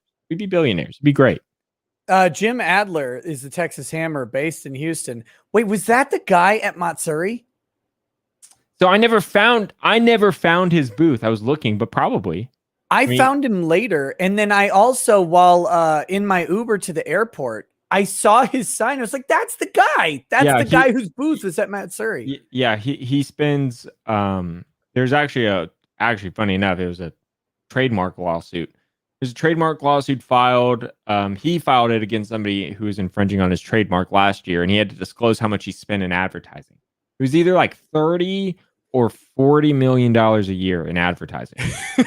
So, and they're no dummies, right? I mean, you're spending 30, 40 million to revenue 250, 300, $400 million. I mean, it's serious. I mean, people don't understand how much money there is in law, right? And it's not. Yeah. And what gets a bad rap is the ow, my back hurts kind of stuff. There's no money in that, right? I mean, that's those they're like people always like to bitch and like, oh, blah blah blah blah blah. Like, there's no money in that. In Texas, the average No. insurance policy is $30,000, right? So you get a car accident case, ow, your back hurts. That case is not worth a lot. But what people don't understand is the law for very, very select cases, it's got to be the perfect storm, and not to sound crass, but high damages, pockets to pay, and liability, right? That's An Amazon delivery truck runs over a bus full of school children. Like, right. It's awful, and that's what sells the case. It's hundreds of it's right, infinite money. Right, and sadly, stuff like that happens all the time. And it only takes 1 or 2 or 5 a year, and you're making tens of millions of dollars. And and to be fair, without the lawyer, these people would get run over. I mean, the lawyers, and I obviously I'm biased, but I can give some direct anecdotal experience on a small scale on this. Yeah, well, do it. So I was representing these people. Their house burned down. In Minnesota, there's a requirement that insurance policies have replacement value at current replacement cost. Except there's a subset of insurance companies that are municipal insurance companies. And these were started like 100 years ago, 150 years ago. And it's literally where farmers got together in rural areas and pooled their money to create a municipal insurance pool in case something happened to one of the farms. And so these things were regulated in 1919. Well, the rest of the insurance industry has had updated regulations through, like last year. They're getting constant updates, and they have very tight things. So if you go to Allstate or State Farm or Farmers or whatever, you're going to get an insurance policy on your home that has replacement cost for catastrophic loss. So right now, that's probably more than your house is actually worth at market because building costs are so high. So that's what you're going to get. These municipal insurance companies haven't been regulated since 1919. So they get replacement cost with depreciation. And so my client's house burned down. It's a 115-year-old house. So they have roughly $130,000, $140,000 replacement cost protection on the property, but they didn't know it was with depreciation. It's through a municipal insurance company.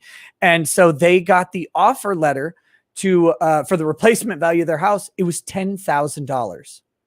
Whole house gone. It's ashes on the ground. And the insurance company says, we'll give you 10 grand. Yep. And so, they hired me. I ended up, we didn't go to trial on this. I literally screamed at the adjuster for 20 minutes straight, saying that I was going to absolutely destroy them when I bring a family into court and explain how they have paid every single premium for like 2 decades on time and that they're going to give them 10 grand. I said, what do you think the juror is going to say? Every juror in that courtroom will be on my side and you guys will be Satan. And then the next day after that, I had a check for the full amount. Right. For my client. But the people, they're like, what do we do? We're going to get $10,000. This is a whole house. We can't replace anything. And it was crazy town. And I had their stupid law firm who happened to won the latest appeal, like the latest appeal of this. Cause I said, I'm going to take this thing to the Minnesota Supreme Court and I'm going to wreck you guys. And you guys are going to look stupid. And I cited a decision and their law firm wrote me a letter. They're like, we're the firm who won that decision, by the way. And I was like, I sent back. And you're right. Like, yeah. I sent back. And that's why you know that I will kick your ass in court. And again, the next day, I had a check for the full amount. Yeah, absolutely. So a lot of people always ask me, how insurance companies or corporations or whatever value a case, and they work backwards. So the very first thing they're going to do is they're going to look at representation. Okay, and it's literally a scale. The lowest on the scale is self-represented. If you are self-represented, you could have $1 million case. It gets knocked down to quite literally $4,000. Yeah. right? And they'll say, hey, settle it, sign this right now. We'll give you $2,000 cash. You'll be happy, get some money in your pocket, go help pay for your medical bills, whatever. Meanwhile, they're in the hospital and they have no idea what to do. Next thing they're going to do is they're going to look at, if you are represented, it's a sliding scale. So they're going to look at who is your lawyer, what their history is. They're going to pull up all the lawsuits you've ever filed or, you've been associated with, the kind of law you're in. So for instance, I'm not going to tell you, I got a great story about this, but I definitely can't say it out loud. Mind yeah, send it right. to me. So a family law attorney in Houston signed up a mega wrongful death case. It was all over national headlines. It was actually not even in Texas. Just a mega case that's probably worth $50-75 million easy. I mean, it was just egregious. It was just it was disgusting how negligent, how absurd, how much suffering this individual had to go through and then eventually died. This family law attorney signed it up through like family friends. Whispers were in town, like, oh, this family law lawyer signed up this case. Who is she going to refer it to, right? Because oftentimes when lawyers who have no idea what they're doing sign up a case, they just send it to another lawyer and they work out some sort of deal, right? So everybody's happy. Yep. Well, nobody really found out who had the case or where it went. Came to find out she settled it for about $200,000. And it was like obviously everything was confidential and none of that was ever made public or that it was settled or whatever. But like inside the community, the people who knew her was talking, to the family law lawyer. I mean, it's just, that's what happens, right? So what happened was the corporation or their adjusters looked at this lawyer. They said, okay, this is a family law lawyer. She's never done a personal injury lawsuit in her life. So we're going to value the case at X, right? And try to get it settled.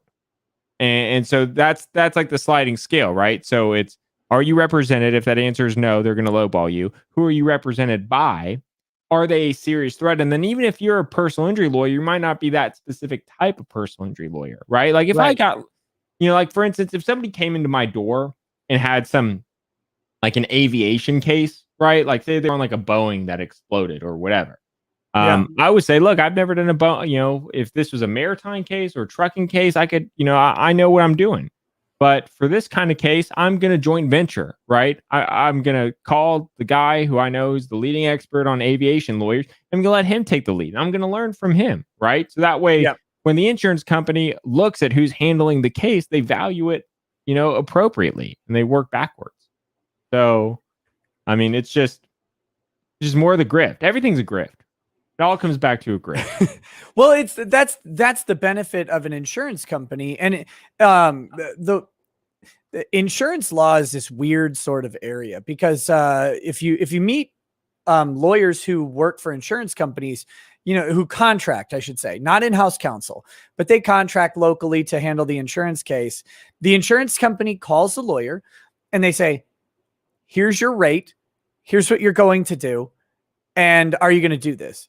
And the lawyer doesn't say, well, yeah, I'll do it, but my rate, and they click and they call the next guy and they just do, because they know who they can call. Yes. They've done the research on this. They can afford, insurance is all based on actuarial science, and they apply that to every single aspect of the law. And so you have to know, that's the trick with these insurance companies is knowing where you push their buttons. Can you make the case cost more than what they're willing to pay? If you can, then you can raise the money. If you can't, then you can't. And so much of their values, so they're so stuck in their ways from their very first impression, right? So like for instance, So the way it works is these insurance adjusters have to write reports and everything's reported and they set case values. Okay. So if your first impression to them is through self-representation or through a lawyer who doesn't know what they're doing, they're instantly going to, let's just say it's $1 million case, right? Mm-hmm. some Joe calls the insurance company themselves because they are deciding to represent themselves because they don't need a lawyer because they're so smart. But the very first thing that insurance adjuster is going to do is write an estimate on how much they think the case is worth, and they're going to write between 10 and 20 grand. So then they get a lawyer involved, but that report is already set in 10 to 20 grand. So if they settle for more than that, their report is going to reflect an error, or, you know, like it's going to ruin their numbers. So now your case can't be settled, and, you know, the only way to get real money is to go to trial, right? So much of it is, yeah. I mean, there's a lot of gamesmanship. There's a lot of bureaucracy because these insurance companies just really are. I mean, it's basically like the government. I mean, they're huge bureaucracies. And you can have adjusters who want to do the right thing, but their hands are tied, right? So it's like no matter what, or lawyers who want to do the right thing. I was at a mediation earlier this month, at the very beginning of this month, wrongful death case, nowhere near what we would settle for was being offered. Like, not even close. Like, they made it easy. I mean, the mediation lasted like a total of 2 hours, right? Because we were like, okay, we're not getting anywhere. And the lawyer, you know, hinted, you know, like, look, guys, it's, you know, it's not, my valuation is not what is being reflected in the values, because the insurance company is basically telling him to go fuck off, right? So it gives us, you know, what choice do you have? So a lot of lawyer BS. You know, we can talk about something more fun, you know? Yeah. No, I think this is kind of interesting. I don't know, maybe. And then the last thing, because this all stemmed from me having 3 points about creators. So on the third one, I got offered, and this has happened several times, and it's even happened since this. There's a multi-channel network, BBTV, who reaches out to me from time to time. And not this time, but the last time they reached out, I said, okay, tell me your pitch. What are you going to do? And so they come in, they're like, we're going to take 20% of your revenue, and we're going to arrange like advertising deals for you. We're going to give you a thumbnail and channel art course. We'll provide you with new channel art. They're like, you know, some creators spend as much as $1,000 on channel art. And I'm like, you're going to take 20% of my channel's revenue? Yeah. That's like going to be, they can't do math. That's going to be, over time, especially, we're going to way outdo the value you're giving me on this stuff. And so I'm reading, and on the ad deals that they give you, they take 50%. So it's like, you're going to arrange ads for me, probably from manufacturers I don't really want. Right. And then you're going to take 50% of what I make on the ad. I don't know. But yeah, so I stopped. I got a copy of their contract, though. We should sometime I'll send it to you. Yeah, because it's beautiful, and it's like, just a grift. What is this? And I was like, you realize that I make like all of my money basically transactionally with my audience. I make ad revenue, but it is a significantly smaller portion. And they're like, oh. And I'm like, are you going to try and take 20% of my super chat money? And they're like, well, it's negotiable. Negotiable. Like, you didn't do anything for that. You didn't do literally anything. That's me and my audience. That you're not helping me with that. And there are people who legitimately will do that deal because they think it's adding value. And so they probably like, well, Nick, we'll also negotiate off of your behalf for these deals. It's like, bitch, I'm a lawyer. Yeah, I'm the one who should be negotiating. You know, you're going to have to stick some intern who has no idea what they're doing, and you're going to give them like a copy and paste response to everything. They're literally going to have a table that's going to have 0 to 50,000 subscribers, this number, 50 to 150,000 subscribers, this number, 150 to 500,000 subscribers, this number. And that's what they're going to do. And they're going to read a script.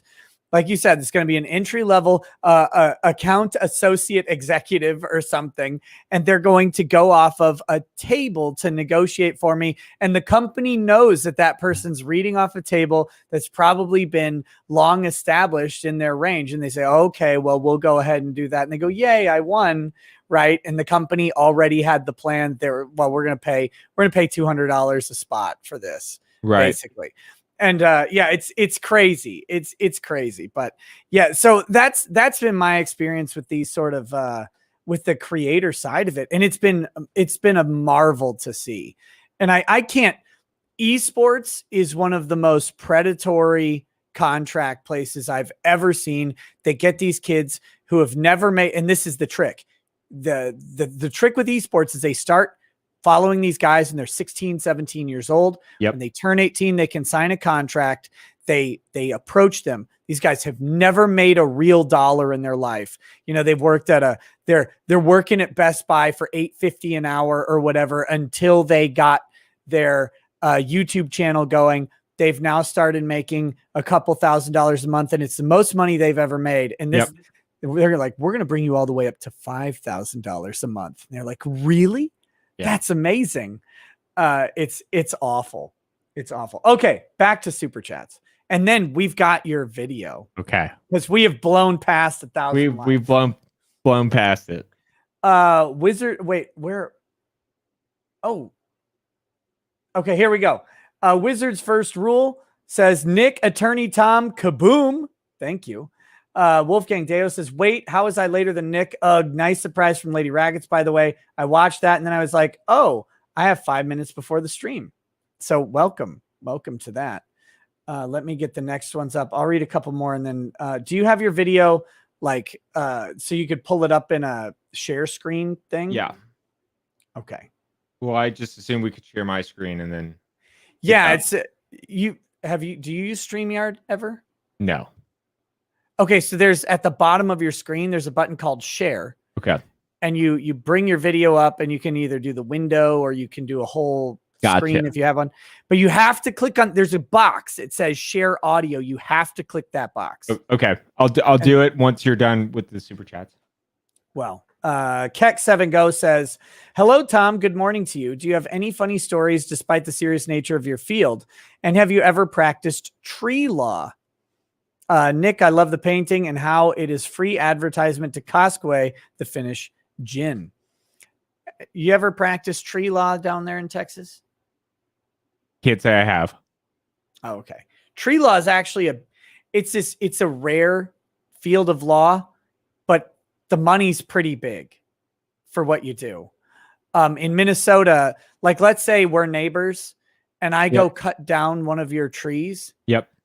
The damages on that is triple the replacement cost of that tree. Oh yeah.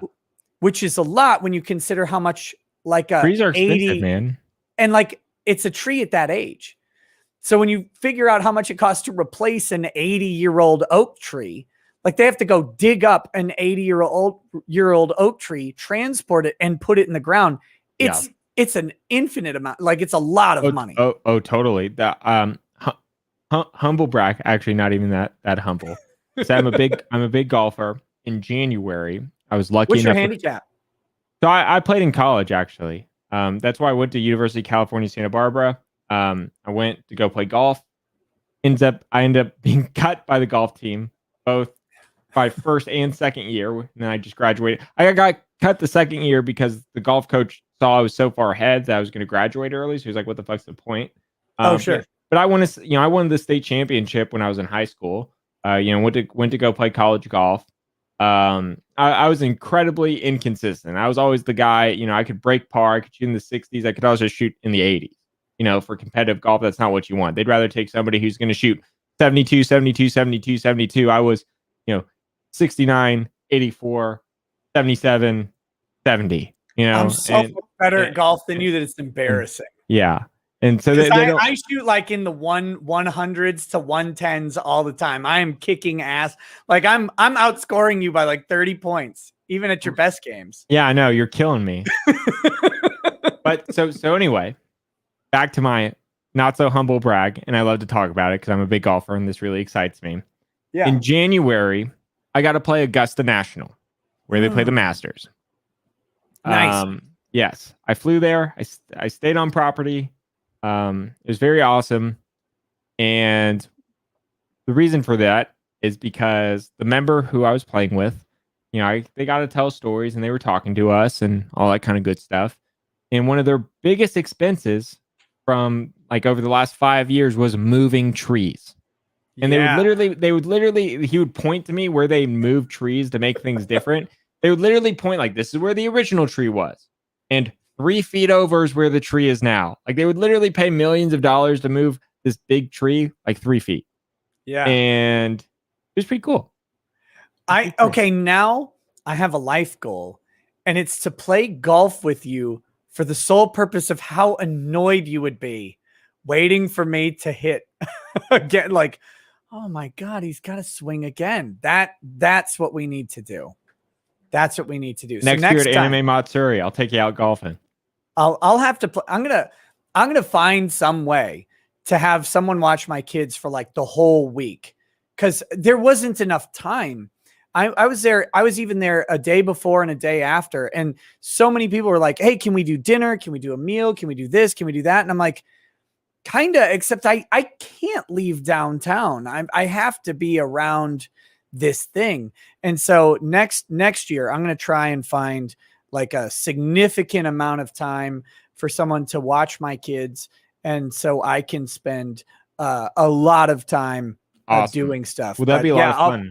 I'll bring clubs. I got some Callaways and so I think I've got Callaway woods and ping irons. We'll nail it. It'll be great. I don't put them to any good use at all, but I have them. Fantastic. Yeah, well, we'll do it. We'll go play. It'll be fun. Okay, a couple more, and then let's do the video. Mars Ultor says, is he one of the pricks who screw over truckers in court when a four-wheeler does something stupid and causes an accident? Evil Tom. Yeah, damn right. Actually, though, you don't go after the truckers, right? Right. You don't go after, yeah, exactly. No money in going after a trucker. Right. We don't go after the trucker. We go after their company and their insurance company. Yeah. But yeah, I mean, you guys, you laugh. Listen, I've been lucky enough to give tens of millions of dollars to clients. I've not met a single client who would rather have the money than their health. I mean, like I said, I represent catastrophically injured people. I have people who have gotten millions and millions of dollars. If I gave them the choice, they would rip that check up in a second, set it on fire without second thought, and never look back. And I've seen some crazy shit. I've seen truckers who are basically falling asleep with dash cam footage of them falling asleep. I've seen people not paying attention. I've seen them rushed. I've seen companies keep truckers on the road, and it's not even really the trucker's fault. You really can't get mad at them. And they're like, saying, "Hey, driver, you're fired." And they're like, "Well, I can't. I'm at my limit. You know, this is regulated. I can't drive for X amount of hours." And they're like, "Look, you got to make that delivery, or we're going to hire another guy next time." Right. Or, "Hey, you're on a crunch job." Yeah, exactly. Like, "Hey, I'm getting tired. I need to pull off the road." You can't pull off the road. This is a 24-hour, this is a 24-hour delivery. You only have time to stop for gas. If you stop, you're done. This is unacceptable. And it's just, I've seen guys texting. I've seen it's some scary stuff. I mean, and the problem with it, and the stuff that's just infuriating and scary, is a lot of the times it's people just like you and me. They're just in the wrong place at the wrong time. I could go get in my car, and then all of a sudden I'm in the wrong place at the wrong time, and boom, I'm gone or paralyzed or whatever. And so, yeah, I mean, I get the whole sentiment. The tort lobby pushes this whole narrative of, these lawyers, they make insurance rates go up. It makes it impossible for these drivers to be insured.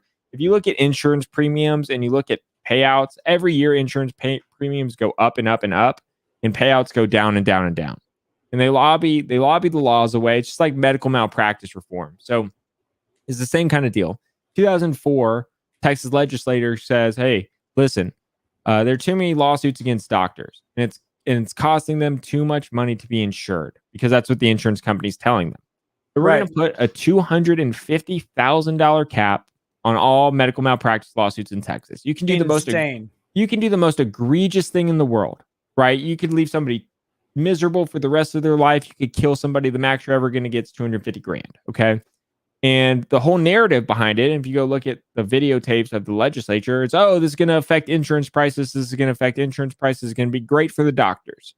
Well, What do you think has happened between 2004 and 2021 to doctors' insurance premiums? They went up the exact same or more. Yes, they have skyrocketed. And payouts have decreased dramatically. Yeah. Because it's the perfect business when you can collect as much as you want in premiums, but you don't have to pay out anything. I had a friend in Houston, one of the best lawyers in the country, and he's only like 35, 36, one of the best trial lawyers in the country. He went to trial on a medical malpractice case. Horrific. It was basically a double homicide. Killed two parents, okay? Of this, and he represented the girl and her estate. Okay. Right. Yeah. Before trial, and think about this logistically. If the max you can ever only recover is $250,000, why would you offer to settle for $250,000? You have no exposure. So he gets, before trial, they're offering her 200 grand. Okay. Yeah. So to settle these two death claims, he's like, oh, fuck you. I'm going to go to trial and get, what's fairly done. The jury comes back with like a $17 million verdict after they hear all the evidence. And people think like these numbers just magically appear. A jury of 12 people is who decides it. The Seventh Amendment, right? And so it's not like you can pull one over. These numbers just come out of nowhere. Somebody hears all the evidence and they make the determination based off the evidence. So they come back with a 17 point something million dollar verdict. And he argues, he's like, well, fuck it. I'm going to appeal it, right? Because they had an opportunity to settle this for $250,000. They should have just tendered policy limits. But, and I got 17 point something million dollar verdict. That should be the verdict because that's what the case is worth. And he got slapped down. So he got 250 grand for the family for this huge, crazy case that, it was basically murder. I don't really recall too much of the facts, but I remember hearing them and it was just disgusting, right? Yeah. And so that's what gets me, right, about like the whole, and not to generalize, but like conservatives, right? Republicans don't like tort, they love tort reform or whatever, but also at the same time they're the ones who push deregulation. They go deregulation, deregulation, deregulation. Well, you regulate the things that you want to regulate, like, tort reform. That is literally a direct regulation. That is the Seventh Amendment, right, to trial by jury. That's the equivalent if I came in with the Second Amendment and I said, you can own guns, but you can only own 2 guns, right? Yeah. So you can sue for a lawsuit, and no matter what the jury of your peers say, given to you under the Seventh Amendment, but you can only recover a max of X, right? So I used to be on the side of tort reform. And again, like, look, guys, I'm a small town lawyer. I'm not near any tort reform limits. I don't practice that way, primarily criminal defense. I am so far opposed to tort reform now. When you see the horrific level of injury that people go through, and you actually consider like what goes into this stuff. Sure, there are frivolous lawsuits or whatever, but most of the ones the media reports on end up actually being really good lawsuits, but they get misunderstood by some idiot at CNN or CNBC or something. Like the most famous one, of course, is the McDonald's case, where the person spilled the coffee on their lap and they're like, "Whoa, why did they get all this money?" It's like, well, first of all, their underlying award was cut down significantly. But second of all, there's no reason for McDonald's to deliver 198-degree coffee in a cup without the lid on it. And this person, the amount of damage that they sustained from that is actually off the charts. Like when you see that they basically became sterile from the damage that happened to their genitalia. Right. And some more facts about that case, because I am a personal injury lawyer and I love this case. McDonald's had over 70 warnings of people who sustained serious injuries from their coffee over the previous 5 years. So that's not just like, ow, my tongue hurts. It's like have people who have burns, like 1st, 2nd, 3rd degree burns. 70. Yeah, and you're talking scalding within a second. It's that hot. Yeah, correct.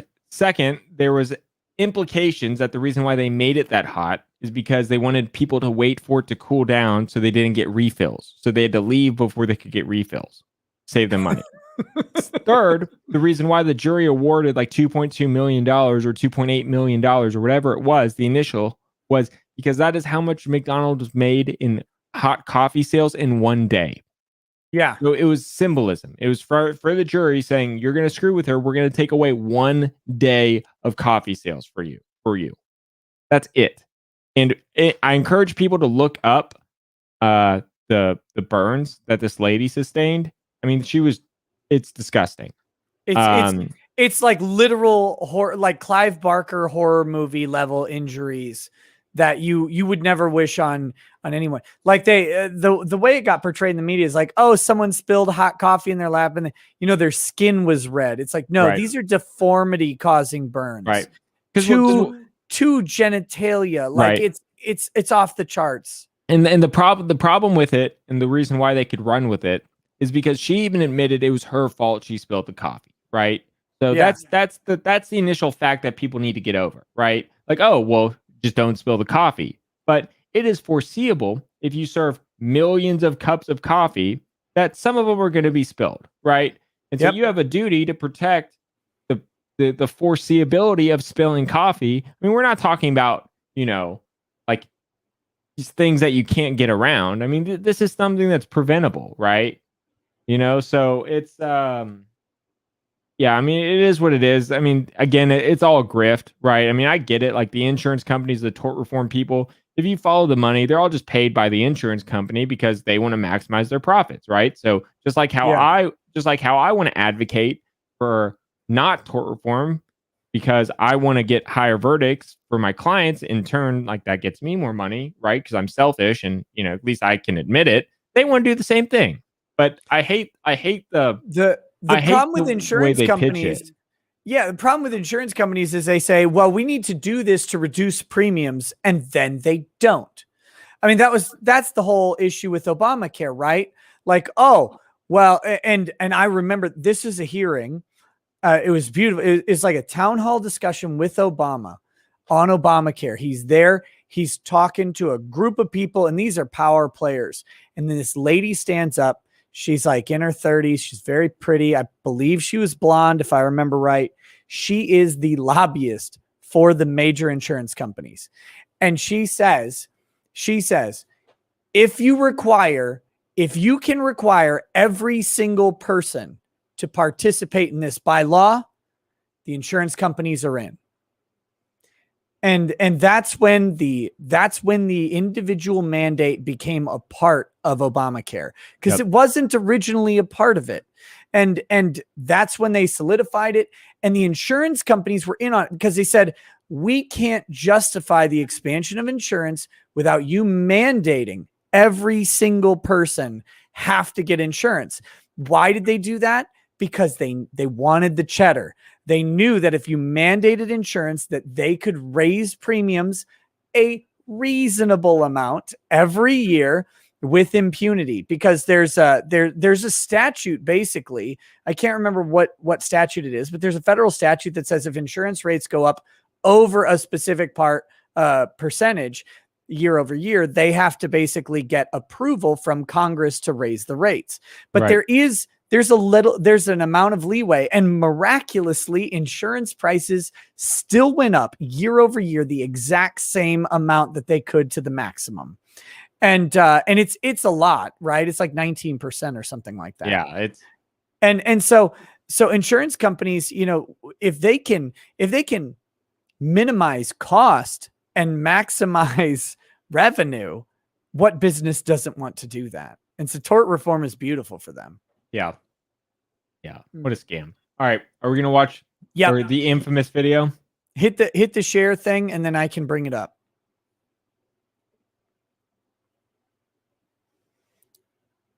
And then we'll have to be kind of quiet while it's on, because if we talk, what'll happen is we'll like cancel out the audio. So we'll have to be quiet while we watch. Okay. Is this what you want? Yeah. Okay. I'll go to it. We've got Streamception. Yeah. It's Streamception. I'll just go to it. You said, are you? God damn it. What are you talking about? I don't know what you're talking about. All right, let's enjoy this 1 minute and 48-second video. 6 seconds. You got to rewind it back to the beginning. You're at 6 seconds already. Ooh. What is this? I don't know. We're just gonna play it. I don't know what's going on. Hit that back 10 thing. See what that does. It's doing nothing. It's a grift. All right, we're just gonna play it. Okay. You didn't click share audio.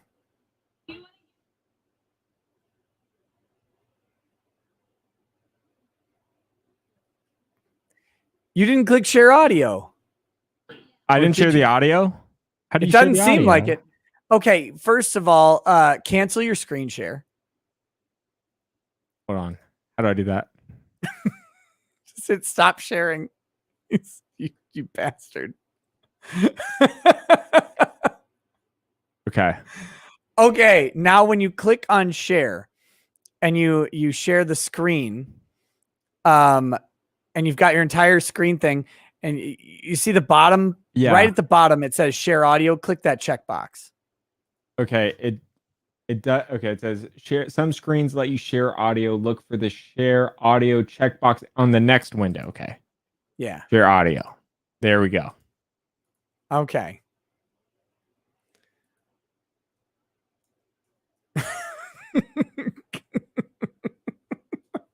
So I'm so pissed off. Okay, go ahead. Go ahead and hit play then. Okay. Can you hear it? Yeah. Oh, so. Is it rolling? Do you want to get in our thing as a fan? Okay. I'm filming. Okay. What's your name? Ivy. Ivy? Yes. Ivy, so your sign says you'll step on people for free. Yes. That implies that people are willing to pay for it. Some people are, actually. Okay. My girlfriend's right here. Rachel, can she step on me? Yes. Okay. Do you want me to do anything specific? Stop on him. Stop. I'll hurt him. I'll hurt him for This you. is such a cuck move. This is embarrassing for you. Stand under it? No, I don't know. I don't know what. I'm 95 pounds. I'm not that heavy. Okay. Oh, Here, I got you. Go right on the chest. Here. yeah. We're good. All right. There we go. Look at all the people watching. Got it. No, I'm not. Yeah. What a great birthday present. There's my birthday, by the way. Yeah. Thank you. Okay, quick. We need to get a measuring tape to confirm whether you're 6'1" or not. Yes. Okay. And what's your name? Richard. Richard. All right, that's enough. Then we Yeah. go into we go into measuring, and it is confirmed that I'm 6'1". People on my stream like to call me short. Okay, you got to hit stop sharing. This one right here. Yeah, that one right there. Where? Right where the nose is pointing. Okay. I could have shut that down, and I didn't. I didn't shut it down. What possessed you to get stepped on by a random chick? She was just there, and it was fairly. I mean, I struck up a conversation with her. I mean, that first conversation was like kind of a repeat. I went up to her. I was like, hey, what's the deal? Do you go to these things a lot and you step on people? And it turns out, yes. I mean, she does this fairly regularly. She tagged me in her Insta. She's got talk about a grift. Yeah, talk about a grift. I mean, she doesn't charge for it, so I mean, it's not that good It's of a a bad grift. grift. Right? It's a No, bad. Her She's name's an amateur Ivy. grifter. Actually, for anybody who's interested, she tagged me in an Instagram photo. She got a whole account on Instagram. It's called like "I'll Step on You" or something like that. She goes like a lot of places and she just steps on people. So I was legitimately just talking to her. I saw her stepping on somebody, so I walked up to her after she was done. I was like, "Tell me, I'm a people I'm just curious. I'm like, what what's the deal? What goes on?" And we were just talking, and I go, "Hold on, I just need to get this on camera. I'm gonna do it." And then I did it, and I don't regret it. I thought it was really funny.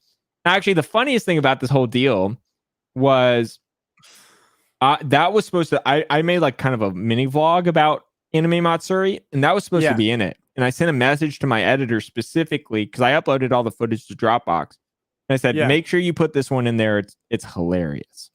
And then he misread it. He said, do not put it in there. So it wasn't in there.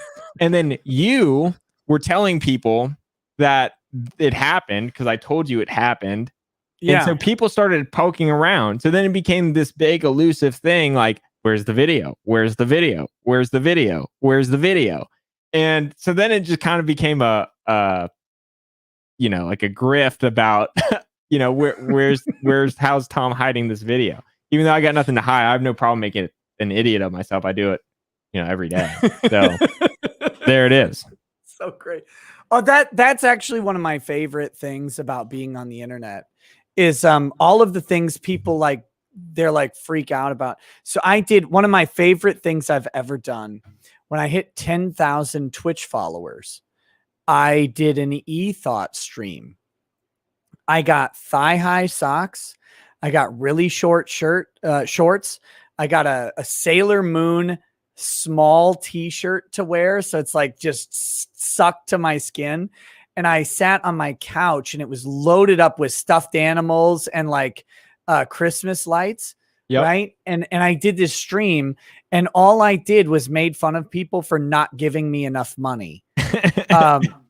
And it's like, it's one of the funniest to me. I don't know. Maybe I have a bad sense of humor. To me, it's one of the funniest things I've ever come up with. I'm like, I'll be these e-girls who just make fun of their simps for not giving them enough money. And so I did this and it's by far my most successful Twitch stream of all time. Fantastic. And then there are a bunch of people out there who are like, oh my God, what if his kids see? I'm like, my kids saw me in the costume and I'm borrowing their stuffed animals. Like, what do you think this is?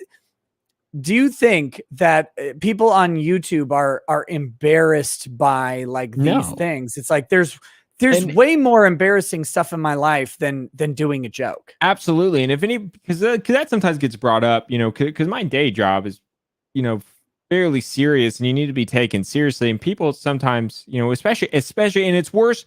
It is worse when you first are starting, because if you make an ass of yourself when you have like 10 subscribers, then you just look like an asshole, right? But if it's kind of a double standard. If you have a lot of followers, then it's like, oh, well, it's just a bit, whatever. He's entertaining his audience. Nobody cares. People bring up like, hey, aren't you worried about coming off unprofessional or that might deter clients or whatever? I'm like, no, in fact, it does the exact opposite. I've gotten so many phone calls and so many like people who want to hang out. And I've had clients who met me through the law firm stuff. And then while representing them, they've found my content online and I get a phone call from them thinking like it's just a general checkup. And they're like, dude, I saw you on YouTube, or I saw you playing Call of Duty. We should play Call of Duty sometime. That shit's hilarious. People understand that you can have like not on screen personality because the internet's been around for a while. They kind of get the gist, right? Well, it's almost like people understand entertainment, right? So my wife, by the way, I've been derelict in my duty. Lady Rackets says, "Hey Tommy, how's it going?" And she really enjoyed hanging out with you at Matsuri. Yeah. So for anybody who gets the privilege of meeting Lady Rackets, she is objectively way cooler than Nick. Oh yeah, by a mile. She is so nice and so welcoming and a ton of fun. And I mean, she's definitely, I left a message today in the day stream and it said Lady Rackets greater than normal Rackets or just Rackets. Yeah. And so tell her I said hi. That's why she's not on YouTube, right? Like, yeah. That's why she doesn't have someone. One of my family members was like, they're like, oh, she's so great. Or no, it was a family friend. And like, she's so comfortable on camera. She should have her own show. And she's like, no. It's like, that's why, because she's objectively like the nicer, better person. And that's good. That's good. I like it that way. Yeah. I mean, it does take some thick skin to be semi big on the internet. You get used to it after a while, but I remember when the worst for me was when you're at the 10, 20,000 follower phase, because when you're at that phase, you're kind of big enough where you want to start really taking it seriously, but you're small enough where you can read every comment and you take everything to heart. And a lot of mean stuff can be said about you by people. There's no consequence, right? They're just anonymous. Like what we were talking about earlier. They're just anonymous people who can say whatever they want, even if they don't think it. They're just they want to be mean just to be mean, or they say a joke like for them because there were some comments when I put up the stream today that if I weren't me, right? And I didn't have like a bunch of lore and jokes already around, that I could have read those comments and gone, man, that's really, really rude. Like, but I have a feeling most of those people didn't mean them as rude. They were just jokes. Right. But like, you know, when you're talking about what you're saying, when you're reading literally every comment, you see everything that comes through at that 10, 20,000 range. And it is kind of tough, because it's like, oh man. And if you screw up at all, it's even tougher. Cause people come after you and they call you whatever. Right. It's like, but yeah. Absolutely. And people say, you know, like, who cares though? Like, there's a comment in the chat, like, who cares? You say that and you try your best to ignore it, but there's no getting around it. You will care, and you do care, because, you know, people are talking about you, and it literally takes some time to get used to and the numb. I mean, I don't know about you, Nick, but I probably only read, you know, because there's not enough time in the day. I mean, I probably only read 5% of the comments that get put on videos, you know. What I see is, so like, I'll go to my YouTube Studio app to see, okay, like, how are the videos today doing? What's going on? Are there any notifications that I like really need to address from YouTube? Is anything there? And so then what YouTube Studio does is it shows you the top three, the three most recent comments. And if you click on that, you know, it'll show you more, but you're really like, even when you do, like, I don't get a ton of views, but if you've got 2 to 3 videos out that do 10,000 views in a day, you're going to have 2,000 comments. And it's like, you can't keep up with it. So you only get, I happen to look at my phone at this time and see these comments. So yeah, you only probably see 5%. Right. Yeah. I mean, it's just, there's just not enough time in the day, which is fine. I mean, you just kind of get used to it, but I mean, it's just, it's tough. You know, like, there's some people who I think would be great content creators in my life. And, you know, I tell them, you know, you'd be a great content creator, but, you know, one bad comment could throw them off the deep end, you know, and it ruins their day. And it's like, if that's the case, then the internet's just not the place for you. You know, it's, yeah, you have to be, you have to have, I'm not making diagnoses here, but you have to have some level of narcissism. You have to probably have been burned enough in your life to not really care. And you really have to be able to focus on all of the good comments. Yeah. And I was talking to, so as you know, especially because we went to Matsuri and you had dinner with us, right? Like, I covered the Vic Mignogna lawsuit. We had dinner with Vic. Yeah, it was nice, right? It was good times. Oh yeah, it was awesome. We went to that Italian, well, it was Italian that week place. Yeah, Mark's. We went, or that's what it used to be called. I don't know the new name, but yeah, it was in the church. What it was called. Yeah, but it was great. I had a great meal. Yeah, it was called a quarter, 1/4, right? Like, or something fifth, like or that. Something like that. Fourth, or it was a fraction, something like that.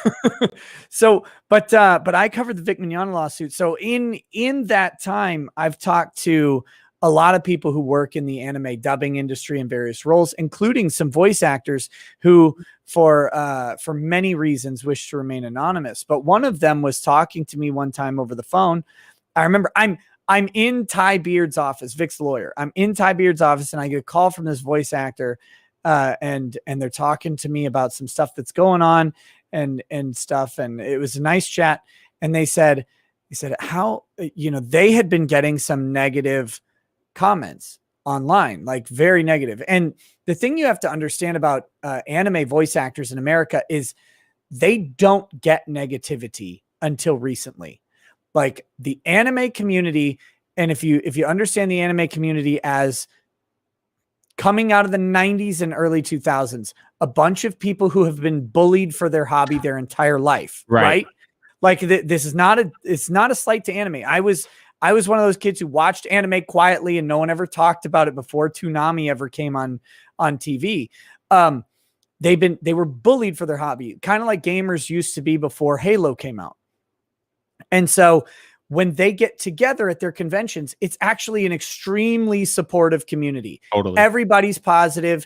Like even me, I'm not out there making fun of the fat girls in cosplay. I'm not doing that because that's, like they're out there rocking their cosplay. They're doing their thing. They're enjoying their hobby. That's not what conventions are for. So, and I'm a notorious asshole. So, you've got these people who've been bullied and picked on their whole lives. So when the voice actors come into the US anime scene and they start showing up at these conventions, it is universally positive until recently with like the Me Too stuff and the cancel culture. Suddenly now you get some nasty stuff. So this person's calling me and they're like, how do you deal with the negative stuff people say about you? And he's like, because I've got some people saying some really awful stuff about me right now. And it's hard. And I said, man, listen, every one of those negative comments, there's 100 or 1,000 positive ones. Yeah. And that's where you get to when you get past that 10,000 subscriber Totally. mark. And listen, if there's anything I've ever learned in just life or meeting people who are where I want to be in life, meeting the super successful people, whether it's content creation or anything else.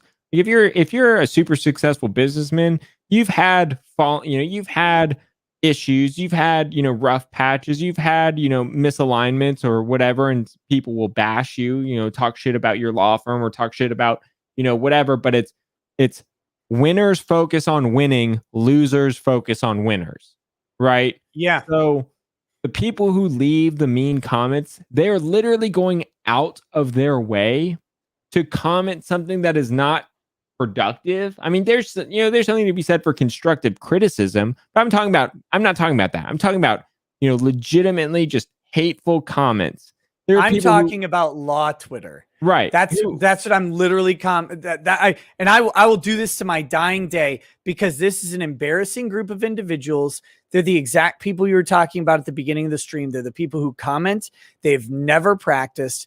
They don't know. And it becomes apparent pretty quickly. Like you have no idea the practical realities of practicing law. You can speak in legal theory all day. It's great. It's like you went to school and then you went to go do something else that has nothing to do with ever practicing, because these people, they'll talk about like why don't you just get an affidavit? It's like, because that's a hostile party who doesn't want to admit that they did something that could implicate them in a civil or criminal matter. Right. Like that's a tough, and what they do is they spend so much of their day on Twitter trying to dunk on lawyers who are practicing and representing clients. And it's like, what are you doing? Like, right. What are you out here doing? Right. And meanwhile, you could either be creating constructive content or practicing law yourself. Right. I mean, not to be a jerk. I mean, I watch your videos, I watch other people's videos, but the majority of the content that I consume, or not even consume, for every 1 minute I'm watching content, I'm spending 10 minutes creating content. Right. Yeah, me too. Right. I mean, there's just not enough time in the day. Right. I mean, you can't watch everybody's video and create content. You kind of got to pick a horse. And, if those people they're just miserable, they have nothing better to do than just destroy. And if they were really serious about what they believed in, they would get in front of the camera, or they would get in front of take up a case that, is a cause that they are passionate for, and they would do the work themselves and then let losers criticize them. But they can't do that because they just like to sit on their ass and, not make anything. But that's fine because the economy doesn't reward them. They're mostly broke losers, Don't talk about Mike Dunford that way. How dare you? It's just, I don't know who that is, but I'll take your word for it. I'm gonna wake up. You don't. That's the best part. I'm gonna wake up to like a bunch of notifications on Twitter. I don't have my notifications turned on, but I'm gonna go to Twitter tomorrow morning. I'm gonna be blasted. I'm gonna go through, like, look at this guy, Attorney Tom. What a scrub. No, but it's right that like when I call out law Twitter specifically, it's because this is what Twitter is for, and I do it too, right? Twitter is for the dunk. You have 140 or 280, whatever it is now. You have this many characters to make the absolute best gotcha joke that you can. And the facts around the joke don't matter. The nuance doesn't matter. There is no in-depth conversation on Twitter. You can try, but it's kind of like trying to gouge your eye out with a spoon and then eat it. It's pointless, and it only hurts you. So that's what Twitter is for. And so Law Twitter has created a culture of people who do this, and they sit around and they try and dunk on someone. And then the funniest thing about all those lawyers, and my favorite instance of this involves me, of course, because I'm a narcissist. I had Ron Coleman on the show the other day. Ron Coleman works with Harmeet Dillon. They're suing like the biggest names in the world. Like they're suing Google, they're suing CNN, they're suing all these huge people, right? They're doing like the real work. And Ron Coleman, I'm interviewing him on the show, and he points out that 2 years ago, I did a video reviewing one of his lawsuits where he represents Gavin McInnes. And my favorite line, someone sent me the clip that I said a phone on autocorrect could write a better complaint. And here I am dunking on Ron Coleman. And this guy has sued everybody. He's written literal books on like 12b6 motions. Like this is a heavy hitter. Right. I'm just an asshole on the internet. But that's what it does. Like that's what Twitter is geared to reward that sort of dunk. And these people do these little dopamine hits of dunking on practicing lawyers. And of course, Ron Coleman, he tells me, he's like, by the way, I watched that video when you did it, and I just went, I could engage this guy, but he's a dumbass. He doesn't know what he's talking about. And it's perfect. Like he nailed it. So right. So let's talk about that on Twitter. So I'm kind of switching towards the content creator side of Twitter. Is there any, I mean, if you have a big Twitter following, is that even like, can you monetize that? Do people care? Like if you have 100,000 Twitter followers, I mean, surely. So there are two ways I know of to monetize Twitter. First, are you familiar with Brave rewards with the Brave browser? No. Okay. You got to do this first and foremost. This is the most important thing you'll ever do. Not really, but you should, because this is free. So you go to Brave. Brave is a browser created by like the guy who created Firefox, but then got fired. It's based off of Chrome. It does all the same things Chrome does, but it has ad block and stuff built in. So you go to Brave and you create a Brave account, and then you create a Brave Rewards creator account. And then you can link a couple things. You can link your YouTube videos. You can link your Twitter account. You can link your Twitch. And then the amount of time people spend watching those things or spend on those web pages, you actually generate revenue. Because Brave has a cryptocurrency called the basic attention token, and then they transfer that money to you every month. They translate it to US dollars and just give it to you. They just give you money, and it's free, and like you don't have to do anything. The only thing is if you have Brave people who use the Brave browser who watch your stuff, they have ad block on, so you don't get ad revenue from them, but they tend to give money to Brave to distribute based on their content consumption. And that's it. And it's this cool system. And, I do it. I get anywhere between like $100 to $1,000 a month. It depends on the month, just because people who use Brave go and do this. That's one way to monetize Twitter. Twitter is a specific site that if people spend a lot of time reading your tweets, Brave works. YouTube as well. And that's where the trick is, by the way. That's where I get most of my Brave revenue comes from people watching live streams. Gotcha. But that being said, Twitter has also introduced Twitter Premium, which apparently, or they're introducing it, something like that. And it is a subscription-based Twitter service. So you can pay to see exclusive tweets from Twitter creators.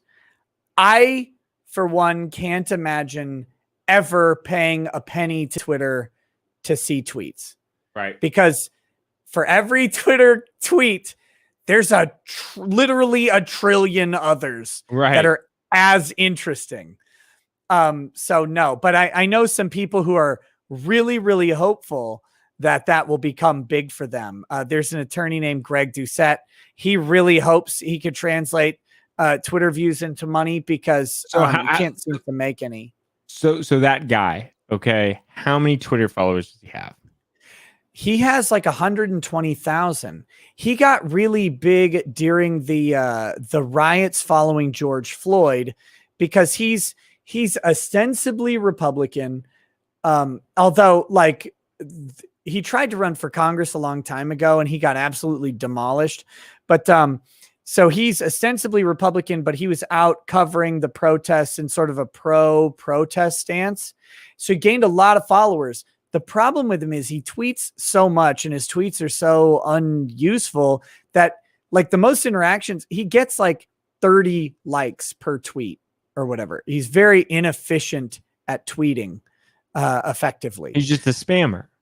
Yeah, and I mean, when he gets on a subject, he tweets an embarrassing amount of times per day to the point where someone was asking the other day, they're like, how do you tweet so much? He's like, well, I was in court, so I had a lot of time. It's like, so you're in court with your clients tweeting all day? Sure, he's just on. Yeah, I mean, like that doesn't see to me that doesn't like again. Maybe this goes to the narcissist in me and you. Like if I'm going to spend that much time, and trust me, I mean, however much that guy spends on Twitter, I guarantee you I spend more than that making content, right? And so do you. Of course you do, because right. you're monetizing it. Right, exactly. So I mean, if you're going to spend that much time into something, why would you devote it to like a useless asset? I mean, it's kind of like me and TikTok, right? I mean, I spent a ton of time on TikTok. It was great. I developed a library of over 1,500 short videos, which then I just uploaded to YouTube, and it helped me gain, a fuck ton of views and followers from the YouTube Shorts thing when it was introduced in December or November, because I was one of the first people on there. I just had one of my assistants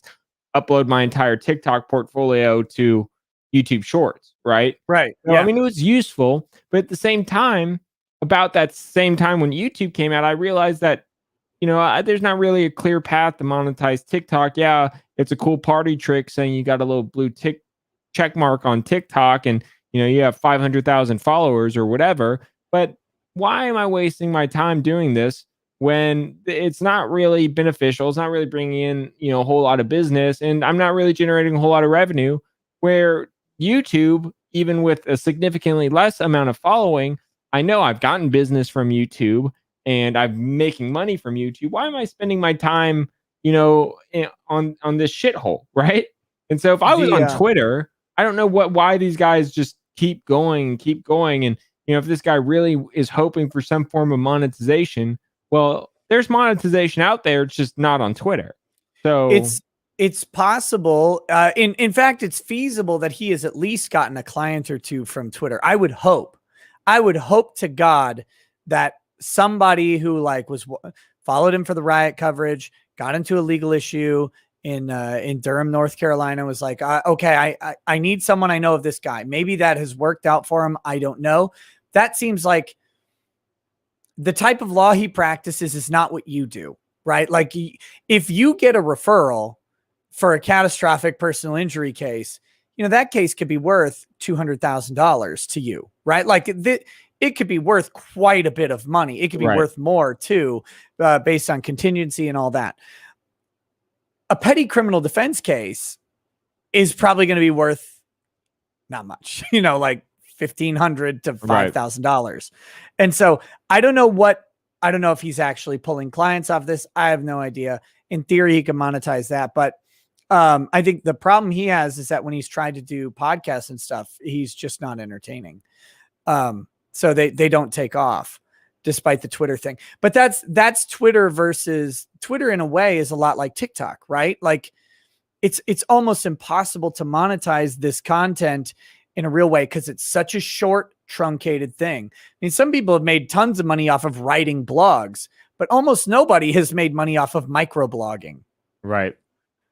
Because it's got such a low investment for the reader and for the writer that they no one's like, oh, I'm spending 8 hours crafting the perfect tweet that's going to cut through everybody like a knife. Right.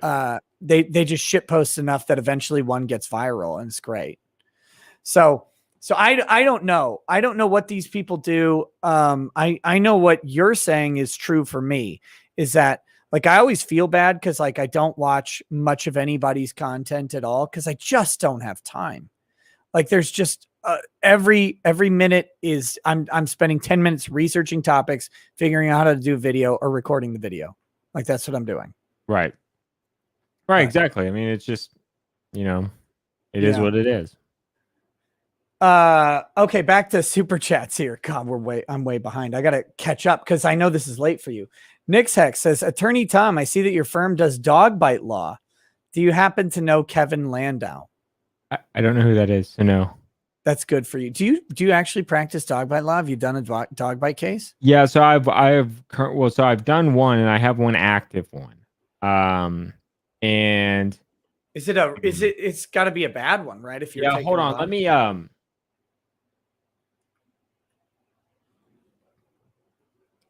me see if I can find it.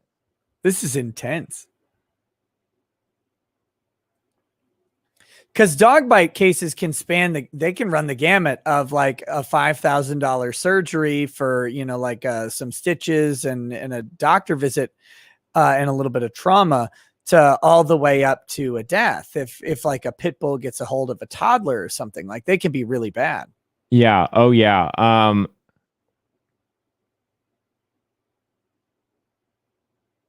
trying to find, I got to go back a couple years in my emails. Okay.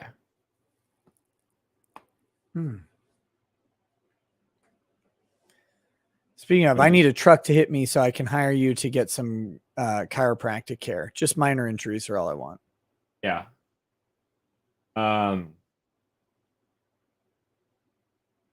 Yeah, I got you. Just the minor injuries, where it's not too bad. All right, let me okay. I'm only showing you this because it's public. Okay. This is a news article. Hold on, let me find. Are you going to share the screen? Yes. Okay, perfect. I'm completely lost. My dog broke one of my teeth several years ago. Oh yeah, I remember. I think I was on stream and you were talking about it. Yeah, this one's fake. I'm so confused. Oh, there's where. Okay, I was getting confused because the Streamlabs was the exact same tab. Okay, hold on. Share screen. Share. Okay. Is it sharing? Okay, here we go. I'm in inspection. All right, this is our case. Okay, that's in Pearland, Texas. Pearland. So this our lady. So I mean, I'm not even going to play the sound. So this is the Rottweiler. Our lady literally this lady right here had like 15 or 16 surgeries. Our lady right here had like multiple surgeries and is really messed up. There's a blurred out person getting attacked by the dog. Yes, and our lady literally she saves their life. I mean, look, she ends up pulling it. I don't know if there's any more footage that's publicly available, but literally she when pulled the lady into the room there. Okay, there's some more. It looks like a repeat, but let's.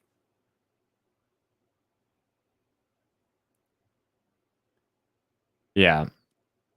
I didn't realize there was a person there at first. I thought she was just fending off the dog like from herself. But then I wasn't paying attention to the blurred out.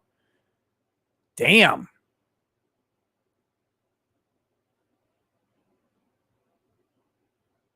So yeah, she gets her into the room, closes the door, gets the Rottweiler away. What isn't seen is all the stop sharing. What isn't seen there is all the damages. I mean, Our Lady's really, really messed up. I mean, she's permanently. I mean, she had ligaments torn. She had huge gashes. She had to go into surgery. She's permanently disfigured. She's super, super, super messed up. And that dog, they knew. I mean, that dog was from California, and I mean, it was reported in California as a dangerous dog. I mean, how's the dog get into her house? Like what? That wasn't her. So that was the person who's on the ground's house. Okay, so how's the dog get into that person's house? So I'm gonna stop. I apologize. It's Okay, an if active you can't. case. Oh, I no, just- no. Okay. Yeah. Everything else was in the article. Gotcha. But anyway, so the short answer is if damages are severe, I mean, I'll pretty much do any case just so long as it's catastrophic injury, right? So I'm just not going to waste my time. My business model isn't cut out to do the smaller cases unless it's like a family friend or whatever. I was under the impression that was the years old case you were talking about. Well, no, I mean, it is years old. It's from 2019, but it's still active. That particular case is still active. Yeah. Okay. So definitely don't talk about it. The article's enough there. So that was crazy though. Like that's you get a Rottweiler. That's a big dog. They can do a lot of damage. Obviously, as you're discussing in your case there. Okay. So next. So short story, Kevin Landau is a lawyer. He was the lawyer on the first case that I ever covered. He filed a complaint so bad. I literally thought it was pro se until I found out it was him. The joke is he was a dog bite attorney. But what he's actually famous for is suing really high profile opponents on behalf of clients, running up a ton of legal bills on contingency, dropping his clients after coming as close as he can to committing malpractice, and then suing his clients for the money that he should have earned for the work done. He's an absolute pile of garbage. Like he's one of those lawyers that really makes people look bad. He sued a dead executive at one of the TV studios. Sued his estate on behalf of this guy who's allegedly the grandson of Mo from the Three Stooges. Okay. Because he alleged that the dead guy diddled the grandkid to create, like in exchange for creating a show that never materialized and all this stuff. The grandkid being an adult male at the time. Right. And he literally did the same thing. He ran the guy up. He failed to respond to motions. He did all this stuff, got to the point of almost committing malpractice. And then he says, irreconcilable differences with the client, withdraws from the case, sues the client for money. He's done this in at least 4 cases that I know of, probably a lot more. Yeah. He's awful. Fat Keck Boy says, rip Slipknot drummer Joey Jordison. Press F, please. Oh, did he die? What did he die from? Aren't there 3 Slipknot drummers?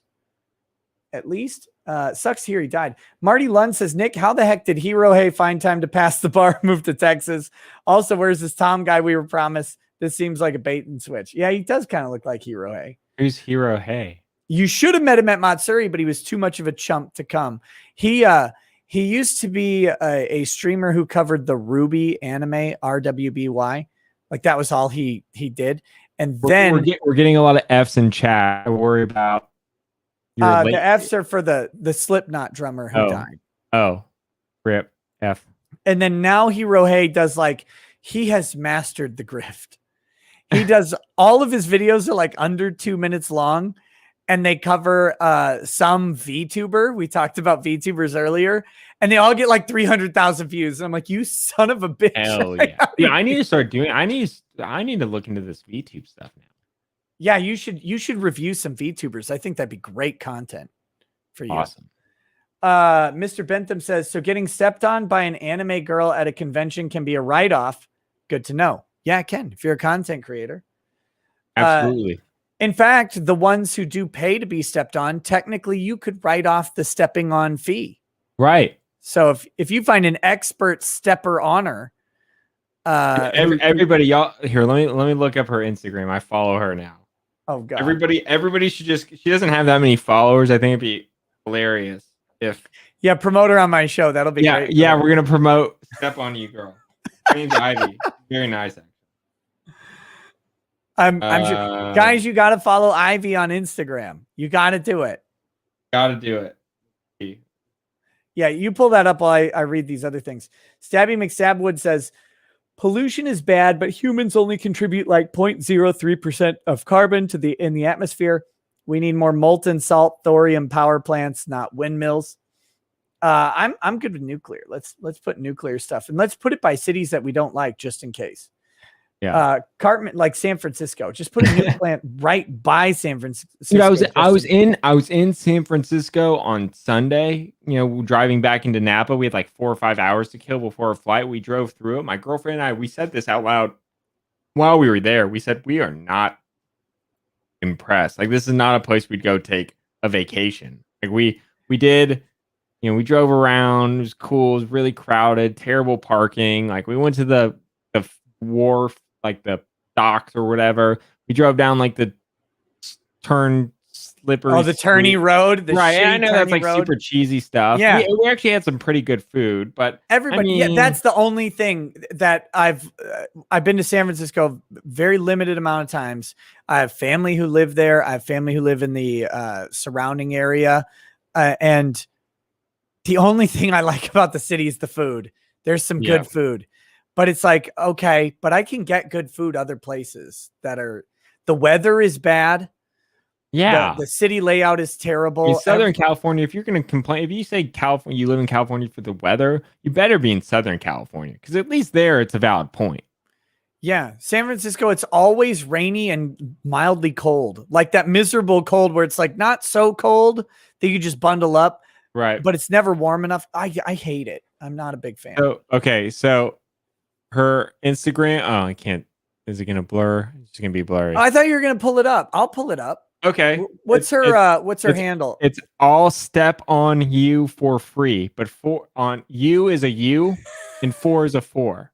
So all step on you for free. For free. She's got like a pink avatar with her sign, her trademark. Is it ILL, step on you for free? Yes, ILL, step on you for free. Are there hashtags or spaces or anything? No, it's just one. Why can't I find this? I'll step on. Is it you, like the letter U? Oh, there it is. Shrimp Faye. Yeah, that's her. Okay, here we go. Let me. I already blow up. Step on you, girl. We got it. We got it. Very nice. Here we go. Share. She goes around and she just steps on people. Like her whole Instagram is her stepping on people. So here she is. This is her. It's I'll step on you for free. Shrimp Faye, public figure. Give her some follows. Her next con is Anime Houston. She has a link tree. I step on people at cons, so you can see her here just stepping on various people. I wonder if she has. I'm in one of those. I'm in one of like the side scroll ones. She tagged me in them. Oh yeah, because she has all of these are multiple pictures, right? Like, look at all these. This is her. She's got one. Like, yeah, she's got one where she rides somebody in. Here you go. She's stepping on people all over the place. She's got stepping on videos. I'm going to have to comb through these and see if I'm in the background somewhere of any of these. And then I'll sue her. I'll DMCA her. Yeah, DMCA her. That's a good idea.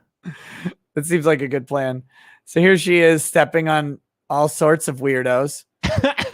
I would normally partake in making fun of them, but I was one of those weirdos, so I have no room to talk. I say weirdos in the most loving way. I know, possible. In a lovable way, of course. I mean, yeah.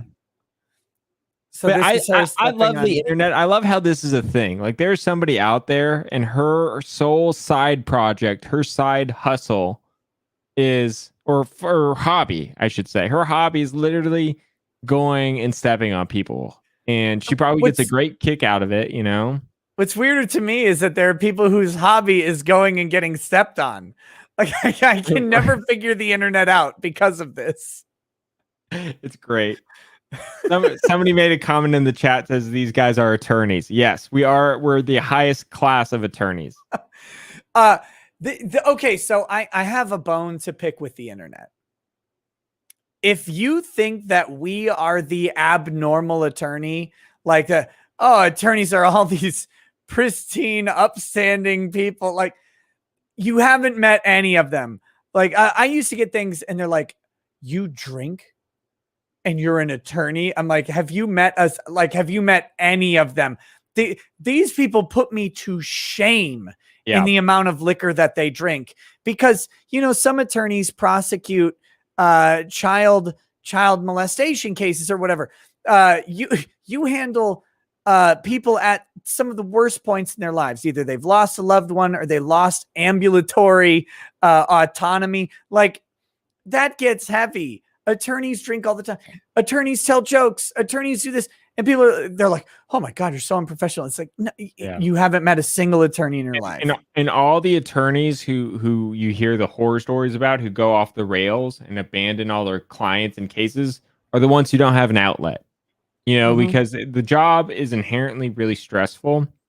And if you work, and you know, everybody's guilty of it. I mean, obviously, if you have like a hot and heavy matter and it requires all of your attention for a week or two, that's just the way it is. But I mean, if you do that nonstop, you'll go crazy.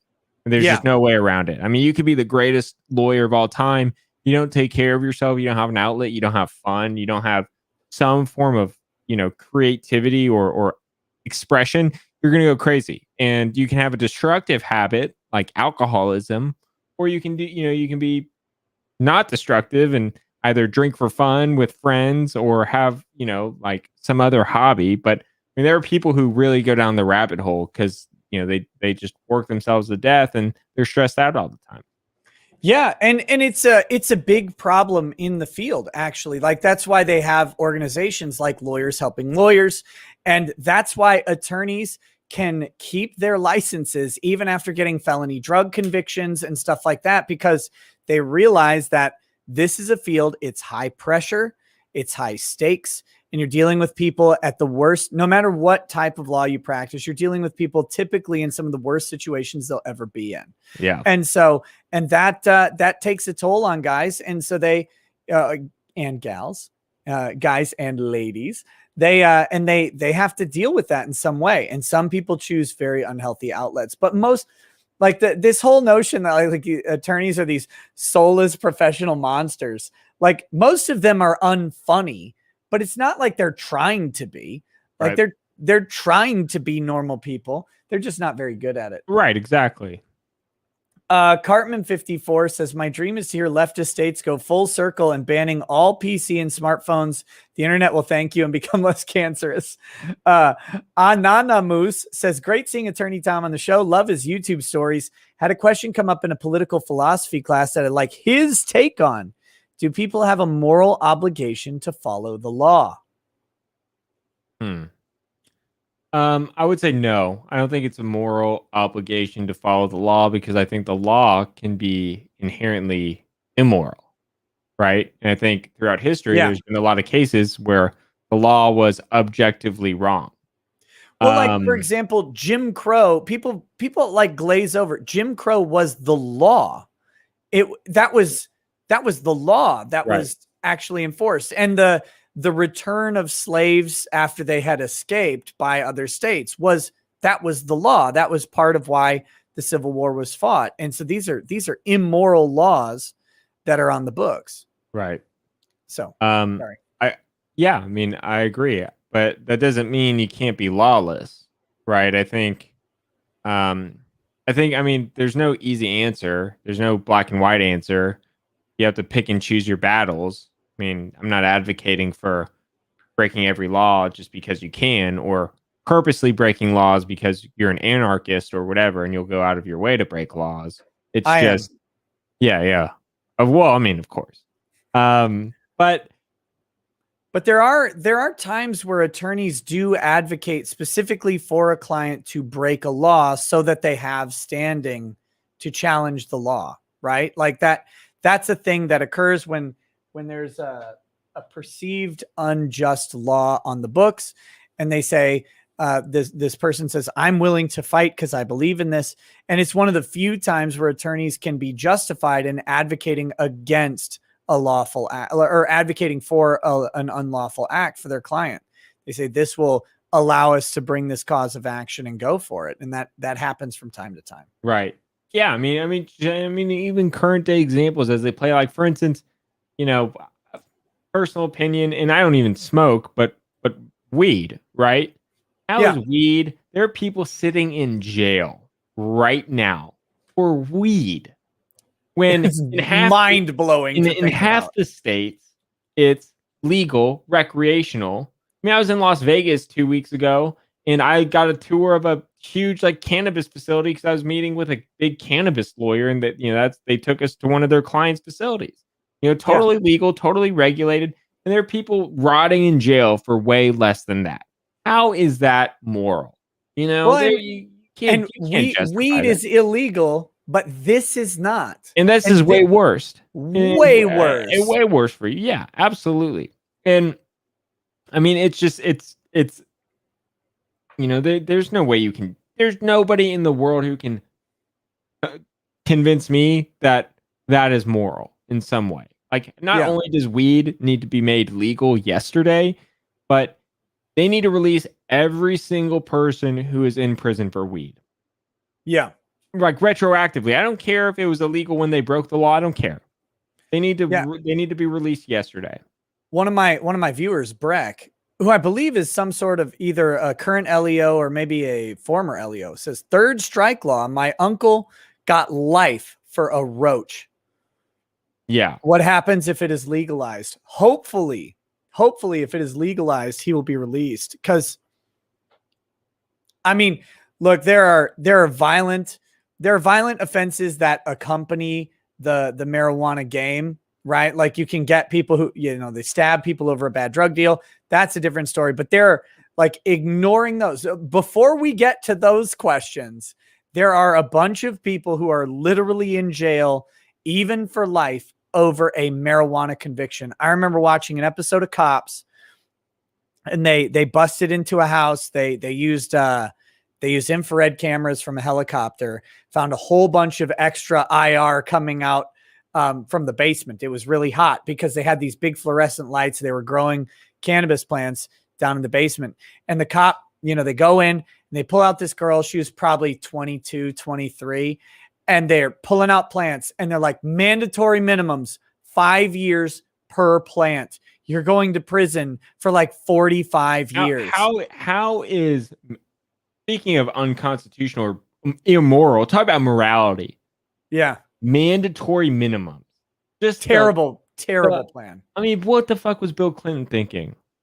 I mean, come on, Bill. I mean, of all the things, I mean, that is just, I think he regrets it too. I think I remember seeing something where he acknowledged that mandatory minimums were just a terrible idea. But I mean, what are you going to do? I mean, it's so hard with how difficult Congress is to get any laws passed. It's not like if you realize that a law is bad and everybody realizes, it's not like you can just wave a wand and get it revoked. No, it's absurdly difficult to get a law, because even if everybody agrees, right? Because then the opponent in the next election, at least this is how they think, will go, this guy's soft on crime, and tough on crime sells as a campaign strategy. Like, it's because everybody hears tough on crime and they think tough on the crimes that I don't like. That's what they all hear. Even people who are like for legalization go, oh, I want a guy who's tough on crime, because they think, I want the person who rapes me or mugs me, I want them to go to prison. But right. the irony, of course, is that the person with the weed conviction is going to prison for longer than the rapist. Right. And it's like, what are we doing here? Yeah, it's disgusting. I mean, yeah. So back to that philosophical question. I mean, I think, no, you don't have a moral obligation to follow the law. I think you have a moral obligation to do what's right. And you just, you hope that 99.9% of the time the law matches with what's right. But that is not always the case. We're shooting for that 99%. Yeah. Wolfgang Deo says, hey, Tom, any Vic news? Do you have any Vic news, Tom? I don't have any Vic news. I can say I met Vic. I went to dinner with him and Nick. It was a great dinner. Vic is a very, very nice individual. To be honest with you, I didn't really know who he was before we had the dinner. And I embarrassingly asked him a whole lot about himself, just like I would any other person. Yeah. And I think he was a little taken back that I didn't, really know who he was, but I think he liked it. I'd seen Full Metal Alchemist. So when he told me he was Eldrick or Elric or however you say the Wait, name. what's his first name? Can you say his first name? Elric, Eldrick, Elric is his last name. Oh, I don't know his first name then. Oh, okay. It's Edwin. Edwin Elric. Yeah, okay, that makes sense. Yeah, Edwin. I remember Winry. I'm being a dick. It's Edward. It's Edward. Okay. Edward. Winry was a waifu for a little bit when I was like 8 years old. You know, I was like, oh, Winry, she's hot, man. The joke is when I first started talking about it, I kept saying Edwin Elric, so that's why I put that on you. So right on. I'm sorry for passing my failing on to you. But back to Vic. Yeah, back to Vic. He was very, very nice, very funny, very charismatic. I can see why a whole lot of people like him and why he's been a very successful voice actor. Post meeting Vic, I did some research. I watched your stuff on it. I educated myself a little bit about what was going on in his case. And on the legal front, I can confidently say I have no updates on that case. Nick would definitely be the person who would have way more insight than I do. But I can just say from my personal experience with meeting Vic, going to dinner with him, he's very, very nice. I did see him at Anime Matsuri, and he had some pants that concerned me, and I pointed it out to Nick. They should be burned at the stake. And the shirt. The shirt was like, it was like little tassels at the end of it. but one of his shirts, I told him, I said, you look like you're wearing a shirt when Batman meets Salvador Dali. Like, right. What the hell are you wearing? Like, who dresses like this? Yeah. So that was my impression of Vic. Overall, very nice guy. Yeah, he's great. He's good stuff. And the funny thing was, when I started covering his case and stuff, I had no idea who he was. Like, none. People are telling me all this stuff, and I'm like, oh yeah, I know what that is. Like, oh, that's him. Cool, I guess. But anyway, all right. So, by the way, he says, by the way, ask Nick the question: balls or no balls on Futa? Also, what is on the shelf behind you? Okay, so first balls or no balls, Nick? Always balls. Okay. Yeah. I don't understand the context of that question, but we're gonna ignore it. Okay. Because it's better that way. Okay. Life is better ignoring that question. What's on the shelf behind you there? So this is my favorite quote. I have one frame in the office. And it is a quote that I try to live by. Is about the most important character trait anybody can ever have. It is persistence. I'll read the quote. Okay. Nothing in the world can take the place of persistence. Talent will not. Nothing is more common than an unsuccessful man with talent. Genius will not. Unrewarded genius is almost a proverb. Education will not. The world is filled with educated derelicts. Persistence and determination alone are omnipotent. The slogan "Press on" has solved and always will solve the problems of the human race. Calvin Coolidge. My favorite president. And so that's right there. I have my grandfather's flag right there. I have a silver play button. And then, hold on. This is lore that nobody has ever known because they want to. Ooh. They want to. Oh, hold on. I got to zoom out. I don't know which way zooming out is. Oh, wait. I can do this also. I can give us a wider angle here. Okay. So this is a chicken. It's like a $500 painting. It used to be hung in my office, but I thought it was funny. This is my tiny cock.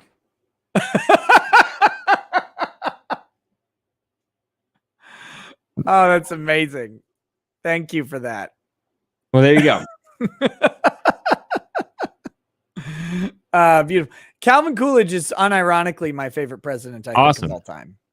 He such good answers to literally every question anyone ever asked him. Yeah, I mean that quote's really important because I don't consider myself the smartest or the funniest or the best looking or anything like that. But damn it, I'm the most fucking determined. I mean, again, this may be to get to the narcissist thing, but I mean, I'm like, I don't care what people say. You know, I had so many haters telling like, oh, your law firm's going to go bust, you know, blah, blah, blah, blah, blah. You're going to be a loser.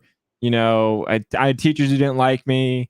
You know, nobody's going to watch your stupid content or anything. But damn it, every single day, I might not advance the ball a lot, but every single day, you know, I don't care if it's the weekend, a holiday, I do at least one thing productive and I never fucking stop. And I'm like a fucking locomotive and I'm just going to, you know, I'm just going to wear somebody down. And that's kind of how I live my life. I'm relentlessly mediocre and I'm never going to fucking stop. Relentless. But that's what it is, right? It's not about how good you are. It's about whether or not you show up. Like that's half of success is literally just be there because you have to be there to catch the opportunities when they come. Right. My personal story on this.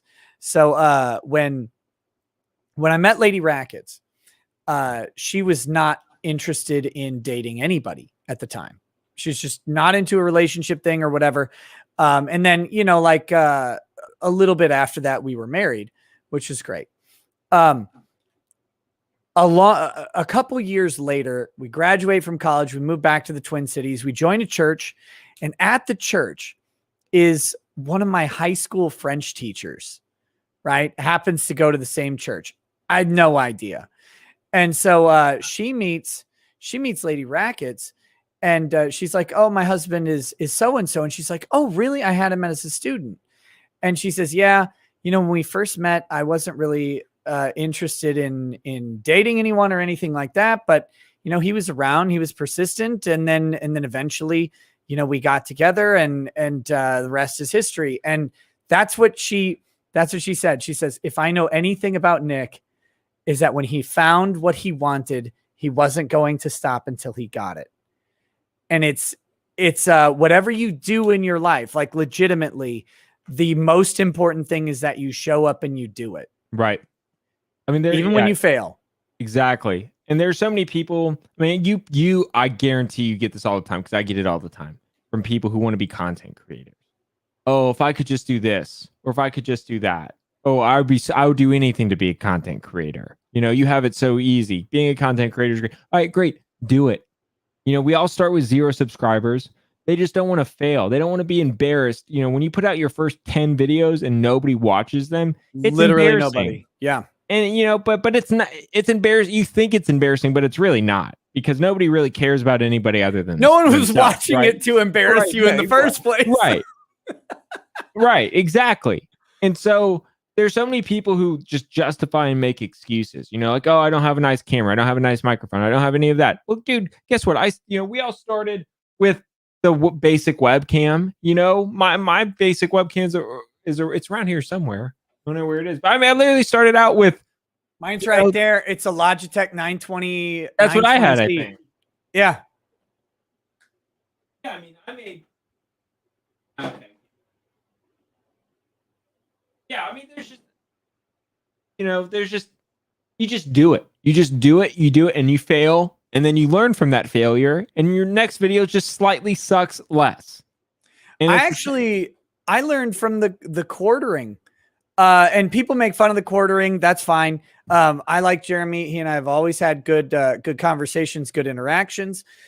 The man puts out like 6-7 videos a day, every single day. You want to know why he's got 1 million subscribers? Right. Because he is grinding his ass off every single day. Right. And people, you know, I'm kind of the same way. I mean, I don't put 6-7 videos out a day, but in December, so I started YouTube at the very beginning of 2019, maybe even actually the very end of 2018. Okay. Yeah. And I put out 340 videos before I broke 10,000 subscribers. If 6 months ago, or 7 months ago, in December of 2020, I had under 10,000 subs on YouTube.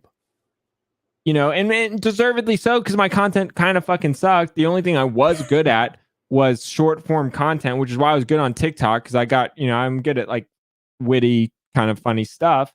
But, you know, that I put in, 340 shitty videos of grinding when nobody was watching, when there was no money involved. I wasn't making any money. I didn't even hit the 4,000 watch hours. Yeah, you weren't even monetized. I wasn't even monetized until January of this year. So like I get, like, when people say, I'm making content and nobody's watching. I'm like, dude, I've been there. Like, do it for 2 more years. You've been doing it for a month. Do it for 23 more months. Then pick up the phone and call me. And then, then I can empathize with you or whatever. And then you need to change something. But that shit. Yeah. There are people who have been doing this for 10 years and have not been able to grow an audience. And it's like, look, if you're doing it as a hobby, great. If it's a career and after 10 years, you're not being able to grow an audience, something needs to change. Like you're just not hitting success. So either you need to change your formula, you need to figure out why you're doing this or whatever. Right. But I was about to say, and it's like, opportunity is like, or luck is when opportunity meets preparation, or preparation is when luck meets opportunity, whatever. My big break was the YouTube Shorts thing, right? Because YouTube Shorts had this program that was trying to compete with TikTok, and they were pushing YouTube Shorts like crazy, but nobody was creating YouTube Shorts, right? So I already had a 1,500 video prefab TikTok library. Yeah. This is addition to the 300 something videos that I made from YouTube. I had a 1,500 video library, and we dumped it on YouTube Shorts. And I have not posted a YouTube short in over 3 months, and I still get over 1 million views a day on them. You did like 10 of those a day, right? Yeah, because we already had them prefabbed. I didn't make them for YouTube. I just made them. They were just old TikToks, and my assistant every day would download 10 of them and upload them to YouTube Shorts, right? And that got me exposure. So people subscribed to my channel. And then because they subscribed to my channel, they then consumed my longer form content. But now and so then it, like, that was my big break, right? Like, I mean, it is luck, right? But at the same time, it's luck, but I took advantage of the opportunity. It's luck plus volume. I mean, that's the weird thing. Like, and as a creator, you struggle with it because, like, I don't want to flood people's things, because that actually does make some people mad and annoyed when they get a whole bunch of notifications or whatever. But like, the reality is with YouTube, it's literally, you have to make a choice. You fire all of the shots and some of them land. Right. And that's with shorts, especially, that's what happens. And someone was asking, like, about the YouTube Shorts, how do you make money off of those? No. Not directly. They're not monetizable. They have announced $100 million fund for YouTube Shorts, but that fund is not open yet. And to date, nobody's made any money on it. So I don't think it's open. I think they want to do it, but in the grand scheme of things, exactly what TikTok did, by the way. Literally, like, Shorts are literally TikTok on YouTube, and it's exactly what the TikTok Creator Fund is. Right, exactly. And so in the grand scheme of things, with how many views there are, because the videos are so short, $100 million, I can promise you it's not going to be that lucrative, right? No, no, you're talking, so CPM, my CPM, that's clicks per thousand, or cost per 1,000 clicks, right? On a video is about, averages around $9 to $11, $9 to $12, depending on the type of video and the subject matter. And then you tend to get about half of that. So for every 1,000 views I get on a video, I make between $5 and $6, basically. Right. And so that's how that monetization works. The CPM on a YouTube short with $100 million fund, based on how YouTube Shorts works, it's going to be like literally less than $1 CPM. Right. So you're going to be talking about, you're going to get 50 cents per 1,000 views on Shorts. Right. Basically. And it's been exactly. But it's been a great overall. I wouldn't change anything for the world, because what happened was I got all these followers, and then they slowly started consuming my long content, and I just I continued to make a lot of it. So like originally, I was getting 10,000, 5,000 views for long form content, which before I was getting 500. Right. So now I'm getting 5,000 views, and I'm thinking that's a lot. But the problem is I have 100,000 subscribers, and people are saying, "Oh, you only get 5,000 views and you have 100,000 subscribers," which makes sense because a lot of the people, like I said, they just watch my shorts. They don't want to consume my long content, and my long content kind of sucks, to be honest, or it did. Sure. Yeah. So then I said, okay, screw this. I have to make a determination right now. I'm not going to create any more shorts because I uploaded my entire TikTok portfolio. That was it. And I have no more content left to put up there. And I need to convert people to something that pays money. So now for the past 5 months, I've only really done, I've uploaded shorts, but for the past 5 months, I've only created long form content.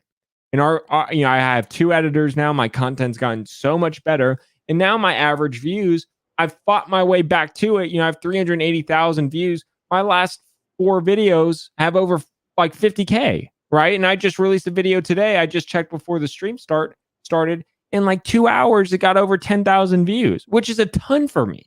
That's you're kicking ass. So I mean, I checked. I was like, I need to know how jealous I need to be of Tom. Yeah. Well, it's hard. It's hard. It's hard being a TikToker. Hard being. No, but like the reality is like, so in for my December, like Linkin Park, right? This is my December, right, before I kill myself. That's I'm sitting there and I'm like, in December, every video I'm putting out in December and January is hitting 100,000 views because of the election. It's amazing. Like everything I do. And then January 21st rolls around, inauguration happens, and YouTube cuts off the spigot on anything related to politics. And suddenly everything drops to like 10 to 15,000 views. Right. All of it immediately. And so now I'm like trying to find ways to break, like, can I break 15,000 views on any given content? And it's tough. So I go and I look at your content. And I'm like, this motherfucker is out here getting 50,000 views, 60,000 views on these things. He's reviewing TikTok. What is this guy doing? And I'm like, he's smart. That's all I can determine. He's smart. Well, listen, there's a huge, and we all have our different content styles. Like generally, I'm not really like a political guy. I mean, I know we've. Yeah, I think I need to probably get away from the political stuff and find what's funnier that people want to look at. Right. I mean, this is probably the most political I've gotten, and I hope I haven't like pigeonholed myself like one way or the other. I'm pretty open to discussing ideas, anything, but I'm just not really interested in that. It doesn't entertain me. I don't care about what the people in Washington or what they're doing daily. That's just not my form of entertainment or excitement. Right. I have a very stressful job, and when I'm off work, I just want to talk about fun stuff and do fun things and be a goofball, right? And that's kind of my outlet. And I think there's a big gap in the market because so many of the lawyers, and we know them, so many of the lawyers on the internet, they like to talk about the law, and they're great people, and they like to talk about the law, but the law is boring. You got to make it fun. They're really good at it. They're really good at talking about the law. Right, which is almost a crutch because they want to keep talking about the law, right? And not do the fun or interesting stuff. And I'm gonna say his name, and I'm sorry for saying it on your stream, but I think Legal Eagle had this market, the market that maybe I'm trying to get into, cornered. But then he got very political, and I think it turned off a lot of people. Sucks. He's awful. But he rose to fame, just doing fun educational stuff, right? And I think there's a need, and also having really good editing. Right, he's got great editing, but then I can't tell you how many comments that I've gotten on my videos saying, Tom, I like you way more than him because it got political, and it just is what it is. I mean, it's his content. He's making a killing. Great for him, and I have nothing to bash him. I think he took a hit on it though. Like, I think, yeah, because when you look at like Legal Eagle's views, they were growing, they were consistent, they were big. His shorts were, first of all, the man's got terrific editors for his short videos. Yeah. Like his short videos are amazingly well done for being literal zero revenue generators. Like they're great. I can't disrespect the game, right? But I think he was on the rise, and then now I look at his content and I'm like, he got a lot of people involved, but I really don't think he nailed it. Like I think he may have cashed in. Let me pull it up. Maybe I'm wrong on this, but so anyway, that's kind of, like I want to do, if I talk about the law, I want to do it in a fun way and like, review like real life scenarios or like fun, outrageous things, with the occasional serious law topic, but in a non-political way. I mean, I literally just want to keep it to the facts. I want to keep it fun. I want to keep it lighthearted. I want to keep people entertained on one half of my content, and then the other half of the content is just pure educational. Like I want to teach people how to do boring stuff that they don't teach you in school, like what, how to get a mortgage. I did a whole series about real estate that was really boring, but every day those views still occur, right? So and I don't want to because I'm not a political person, I don't want to, polarize one side of my audience. And so that's kind of my niche, I'm just trying to have fun. So his shorts do, on average pretty well. And then sometimes really well. Like this one, Dua Lipa sued for posting photo of herself, 1.9 million views. That's a short though. These don't make any money. They bring in a ton of eyes. His videos lately, like this is good. This one's great. Diving deep into Trump Weisselberg. Britney's fights for her conservatorship. Lawsuits that actually weren't ridiculous. He's got the coffee one right here, 1.4 million views. This is great. I'm sorry. I wonder what this is. I have no idea. Real lawyer reacts to Better Call Saul. He's going back to his roots. 800,000 man tips winning. Notice what he's not doing in these. Oh, by the way, videos. the I'm sorry video is a grift. It's a fake apology to promote his Better Call Saul video. So, he should catch fire then. Right, and he's got an ad in front of it. I mean, he's making it. I mean, all of his videos, to his credit, they're very well done. They get a lot of views, and they all make $10,000. Right, like every one of the 800,000 views, 1.2 million views. This made $10,000 to $15,000 to put out. It's right. Well, this is a short. Actually, this is it's not. It is not a short. I can. Oh, that's a monetized video. Yes, it is. Oh, yeah, because it's in landscape. So yeah, it's this ultimate. This thing made. That was the ultimate grift video. I applaud him for it. This video makes 10 grand. Yeah. At for less than a minute of content. But okay, notice though, I'm going to say this. So 1.4 million, 1.2 million, 810,000, great, 900,000. Trump video, 618,000.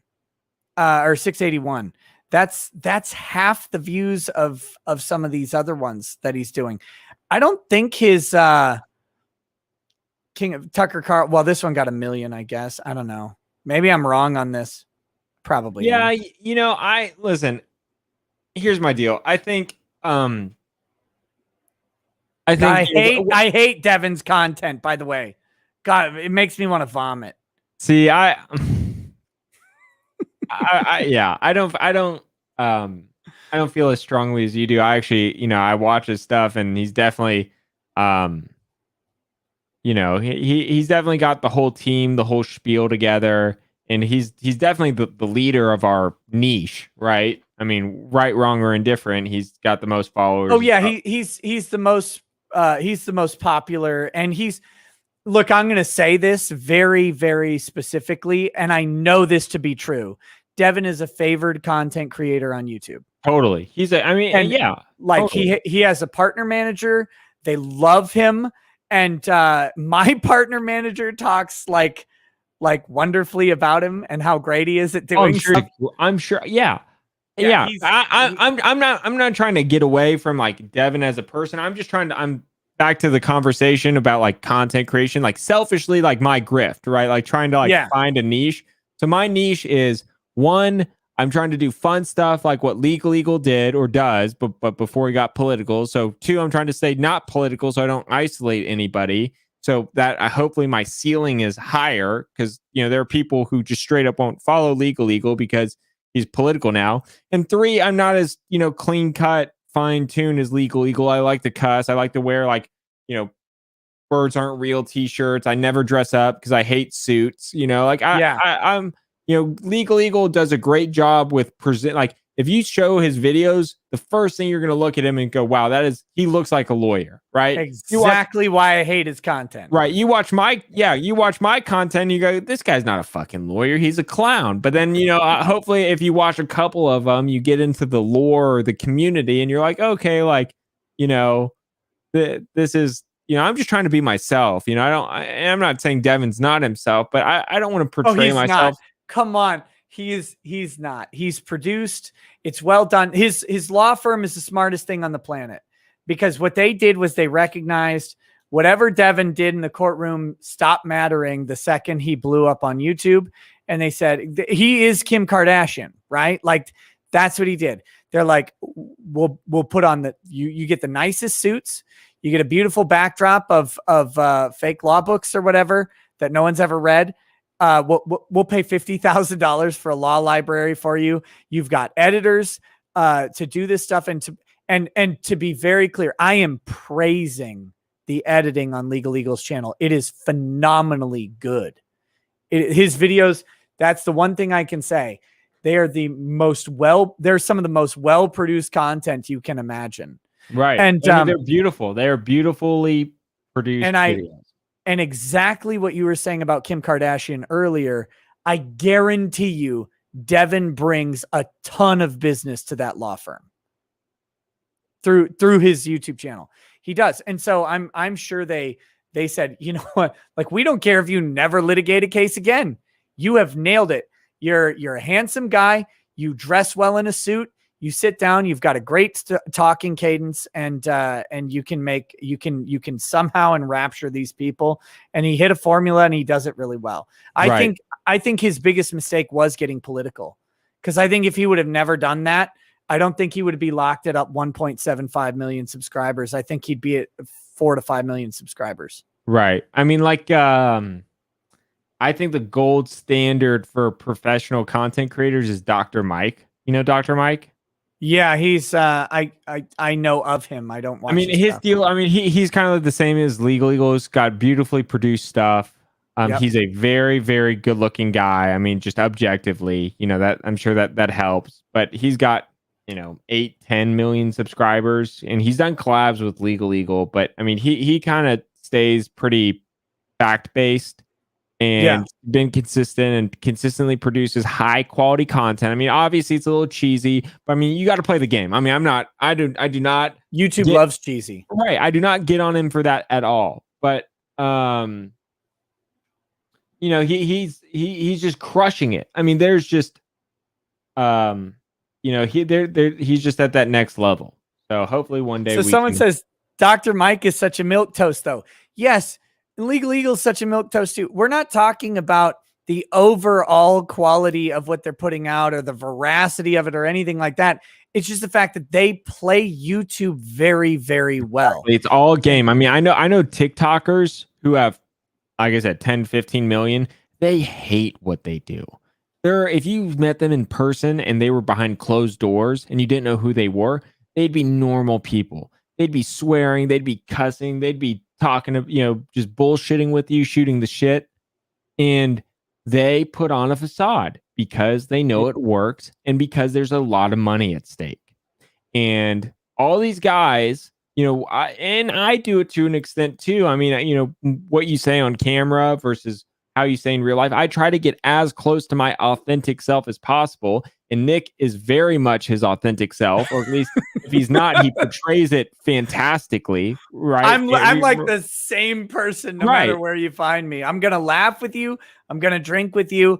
And look, if you're fat plus awful, I'll make fun of you. But if you're not either one of those, I won't. Right.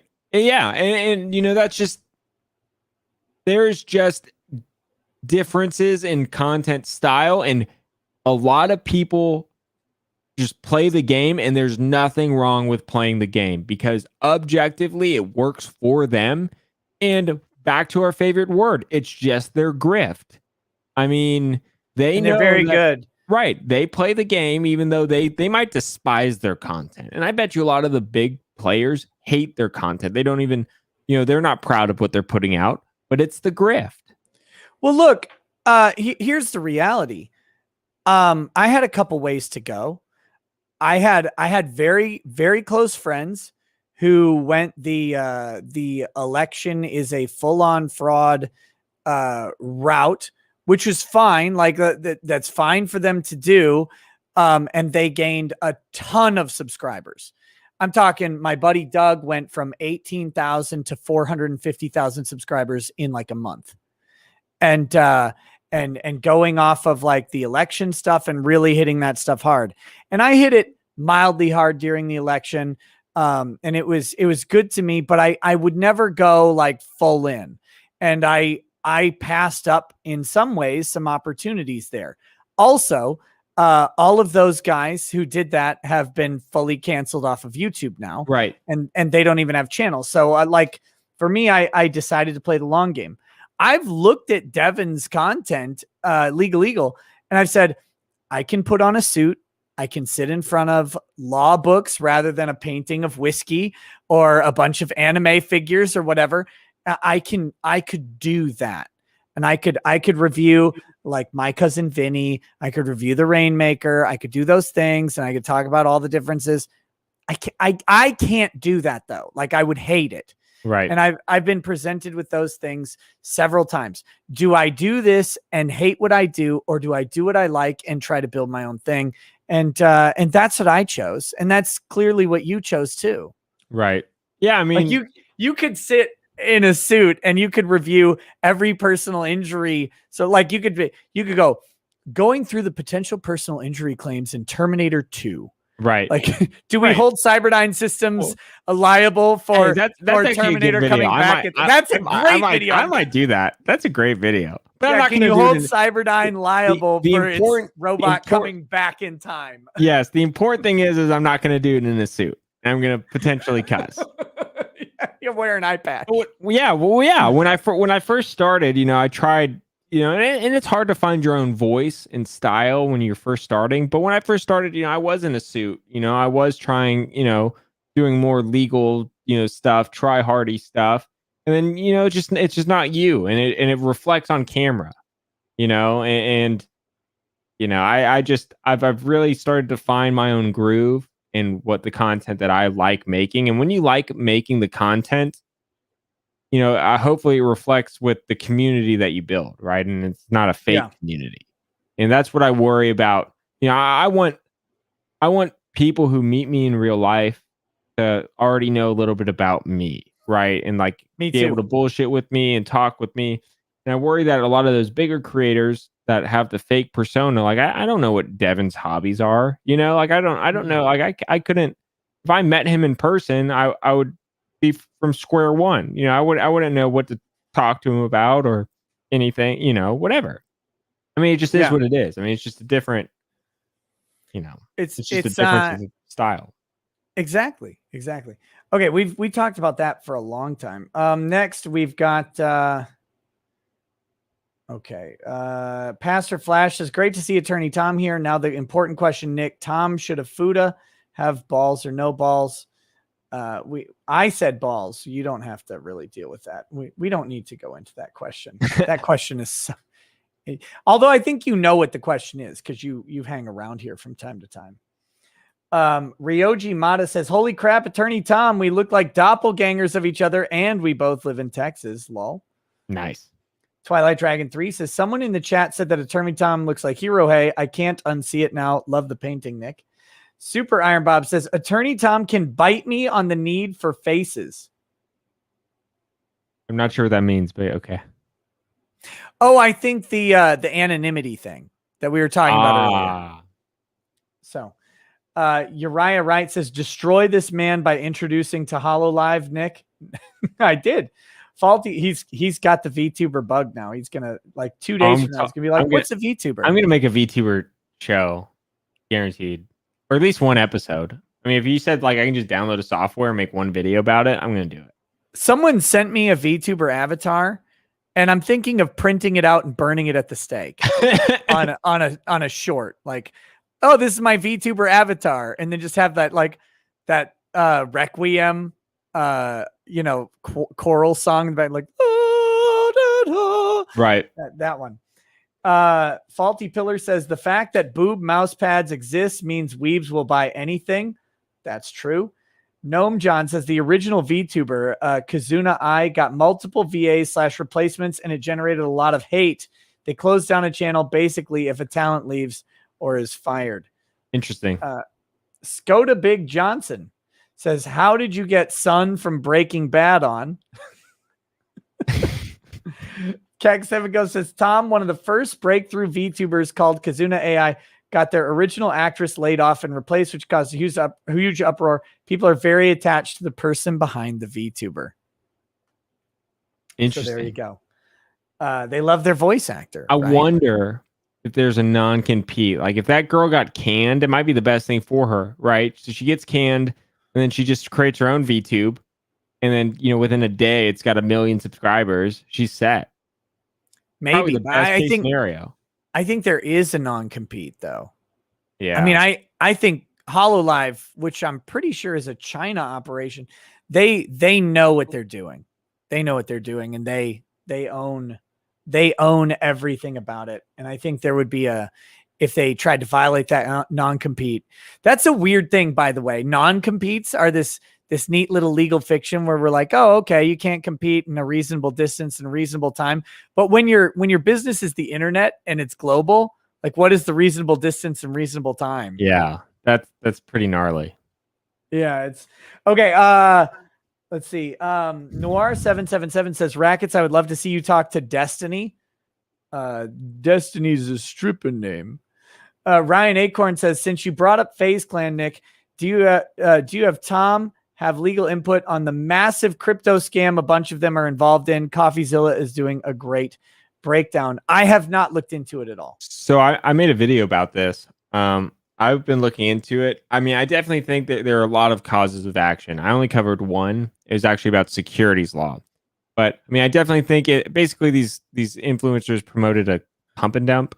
I definitely think it's, some form of deceptive trade practice or deceptive actions. It's fraud. It's a whole bunch of a number of things. But there's also in securities law. It's like section 11, like section.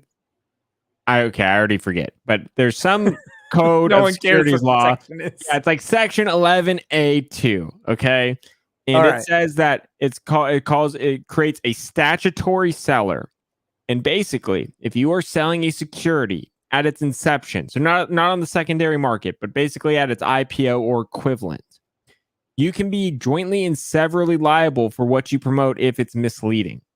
Ooh. And what happened to this is the rapper The Game, he got popped with a $12 million judgment against him because in 2017, he promoted an ICO, an initial coin offering for some cannabis coin that hey, you buy this coin, you own like a fraction of this like weed plant or like weed cannabis farm or whatever, right? Yeah. And so it was a huge fraud, pump and dump. He got sued. They said that the ICO was a security because people were basically buying this coin, which was supposed to represent, like some asset, right? So now it's a security. Mm-hmm. And so he is a statutory seller. So he's jointly and severally liable for this pump and dump, which did $12 million in damage. And of the 15 other people on the lawsuit, they're all like anonymous developers or whatever. So they're either not in the country or they can't find out who they are. So then you have this one person who is a rich celebrity who is now jointly and severally liable for the entire thing. And he's going to get, So that was kind of the gist of it. So, what I foresee with a lot of these big influencers, right? Here's the scam. Here's the grift. They get paid to promote a coin that they know nothing about. And then it's a big scam. Everybody loses their money. They go, I didn't know it was a scam. I was just paid to promote the coin. I didn't know this. I wasn't part of the dev team. I didn't have any back-end influence, which might be true. Okay. But Right. You're the one, but and also like I don't know who the developers are, and then that's the next question. Well, can we go after the developers? Oh, nobody knows who they are. They're all based through WhatsApp or Telegram or Discord, and they've disappeared. Right. So now nobody knows who they are. There's nobody left to take responsibility. And so then they're like, well, you're jointly and severally liable. You have a cause of action to bring them in. And he goes, but I have no idea who they are either.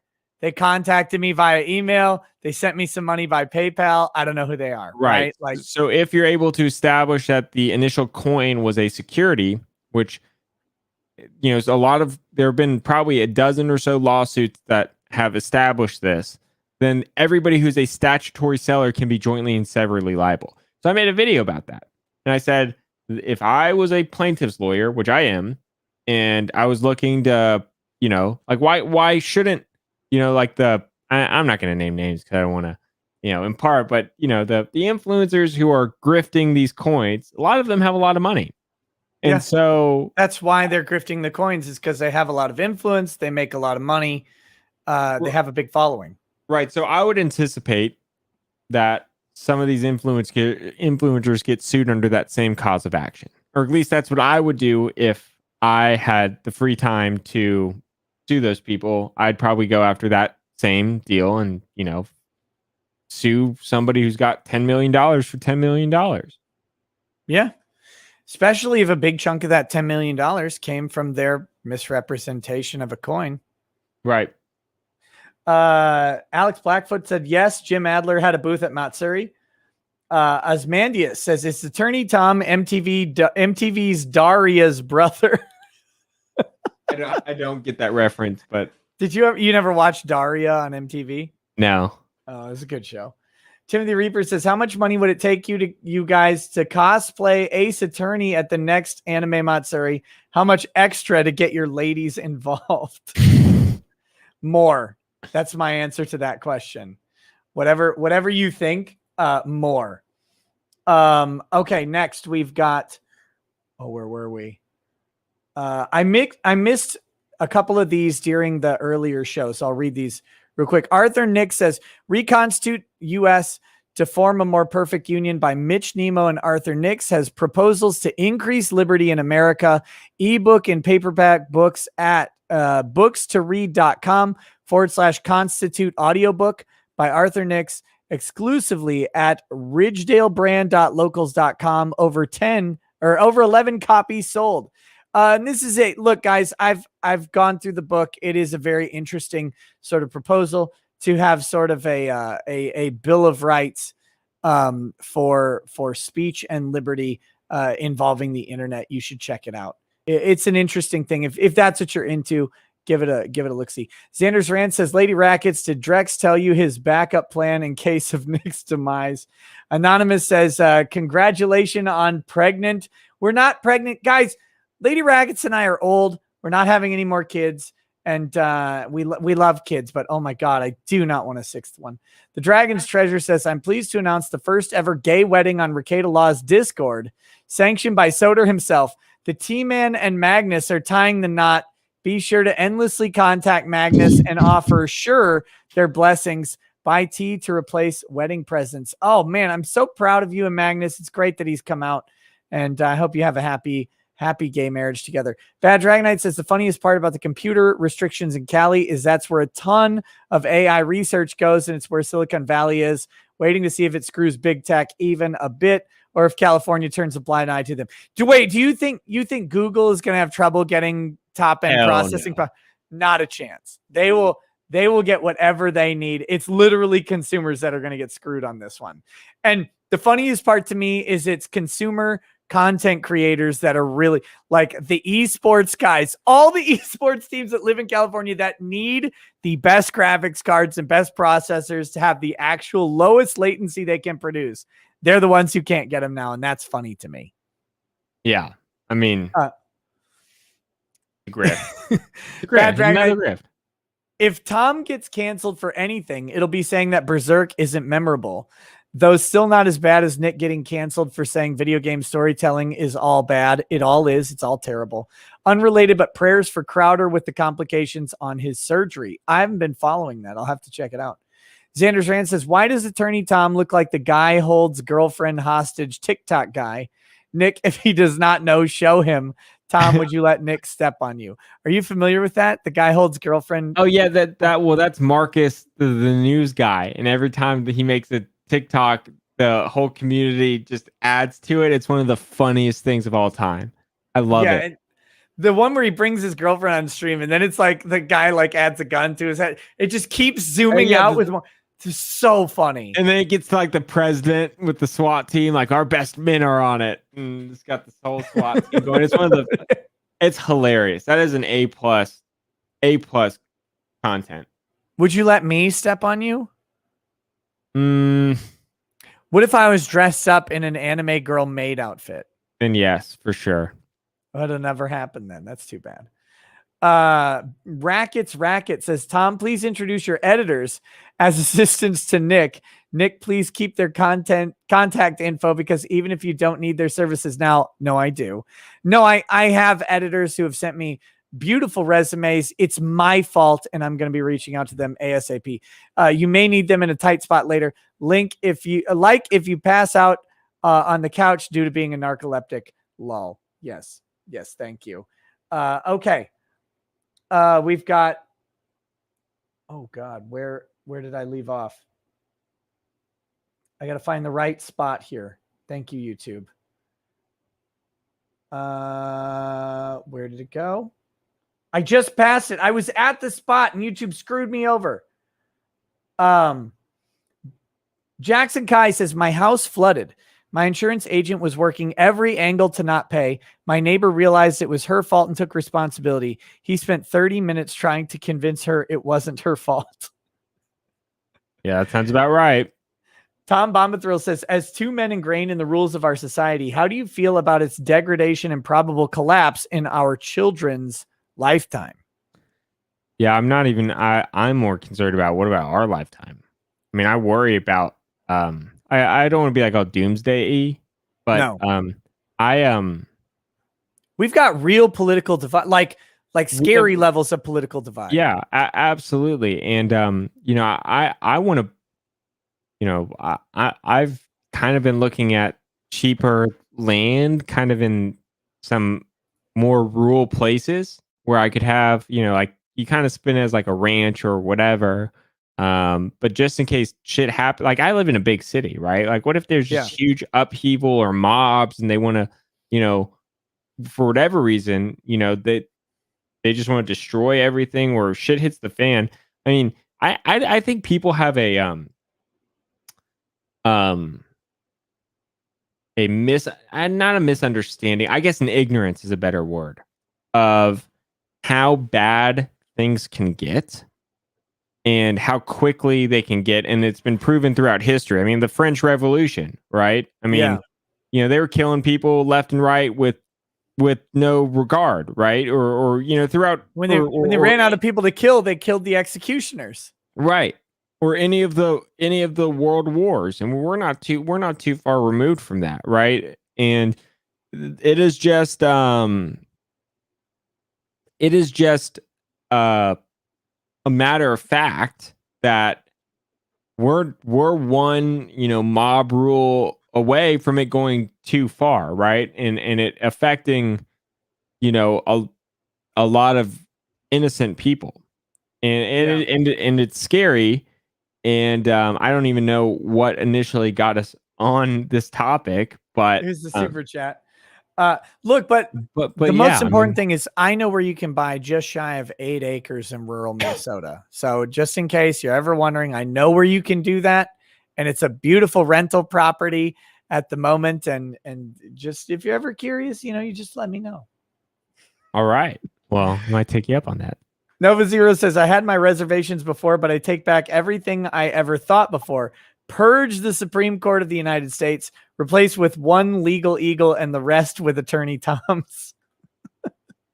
Yeah, that'd be funny. I the worst job in the world. You could not pay me to be a judge. You could not pay me to be a judge. I could not imagine doing that job. It just sounds terrible. But with that said, if somebody gave me the phone call and said, I'm going to put you on the Supreme Court, that's like the only time I would actually seriously consider it. And I'm not even committing to it. You know, Yeah. that was like being a judge would be the worst thing ever. So someone asked this comes from yesterday's chat. Someone asked me and Joe Neerman, they're like, what would you do? Like, what would if you had to pick an entire Supreme Court, but one of them had to be Legal Eagle and the rest were all legal YouTubers, who would you pick? And I said, well, okay, Legal Eagle plus 7 Attorney Toms. That was my answer. So that's what I go with. Oh man, who would I put? So is Legal Eagle the Chief Justice? No, he's just one of the justices. Okay. But then the other 8 justices have to be YouTube lawyers. Yeah. But is it the same YouTube lawyer, or can there be 8 different YouTube lawyers? I made up the rule and I put you as 7 of them or whatever. If you put, here's the problem with me, which might be a good thing. If you put 7 of me on the Supreme Court, I'm pretty sure like the rulings would be drastically inconsistent. Like they disagree with each other. Yeah, like what Tom 1 would think would disagree with Tom 2 and Tom 3. Like you'd have like very, so basically what I'm getting at is what would end up happening is if you had 8 of me, it'd basically just be a Supreme Court of Legal Eagle because Tom would just disagree with Tom. It'd be a 4-4 split and Legal Eagle would be the deciding vote every time. I'd hope one of you would stab another one of you. Yeah. We haven't had enough Supreme Court stabbings. Like internecine fights in the Supreme Court need to happen. No, that would be awesome. Eagle Loan says Ty said he could not be a judge due to all the crying lawyers. Ty said he would never be a judge because he wouldn't take the pay cut. Yeah, I wouldn't. Yeah, exactly. And also like the vacation, right? I mean, here's the problem. You're a judge. You're not making that much money. And Supreme Court justices make like $400,000 a year. They do okay. Yeah, they do okay. But anyway, even if the money's okay, if you are not, like, let's just say you're on vacation. If you're not at a hearing or doing your job, it's not going to get done. Being a lawyer, owning a business, if I want to go on vacation, I'm just going to make my employees do the work. I have an associate attorney, right? So there's a freedom in that. If you're a judge and you take a vacation, especially a trial judge, a district court judge or whatever, lower court level, you take a vacation, your entire docket stalls. It is still coming back. You've basically just created a backlog. And so just logistically, that would never work for me. I mean, it would be terrible. Russell Wallace Warren says online scum. Oof, I can't even. Mexican Flash says Lady Rackets is cooler than Nick. You don't say. Rendaphone says, Nick, how tall are you? Just watch your stream at the con the other day. You tower above everyone else. I'm about 6'2" to 6'3", somewhere in there. Wolfgang Deo says, lol. So that is why idiots in your comments speak of ignoring notifications. They're only used to one comment of 10,000 in their notifications. Joe Sullivan says, oh yeah. Because sometimes I'll respond to a comment and then someone will be arguing with me. It's usually someone hostile. And like, they'll be like, why aren't you responding? What, you afraid? You like ran away? It's like, no, literally, buddy. I get so many notifications. I just missed it. Right. Joe Sullivan says, hi, Attorney Tom. Can you talk about your lawsuit against Prime Inc.? I find it really hard to believe they did that purposely. I know the company culture and safety is its top priority. I assume you cannot talk about that. Well, that's the case where I helped pick the jury. We got the $12,450,000 verdict. I was part of the trial team. Yeah. Okay. Yeah. I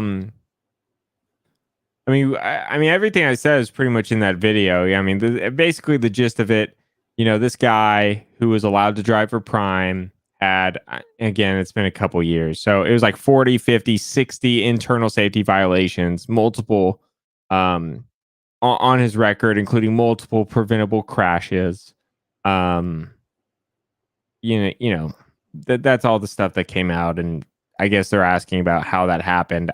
And the short answer is I don't know how it happened, but that's what the evidence showed. Look, right? a company can value safety and make all sorts of efforts to make things safe and still have people screw up, and the company can be liable for that screw up.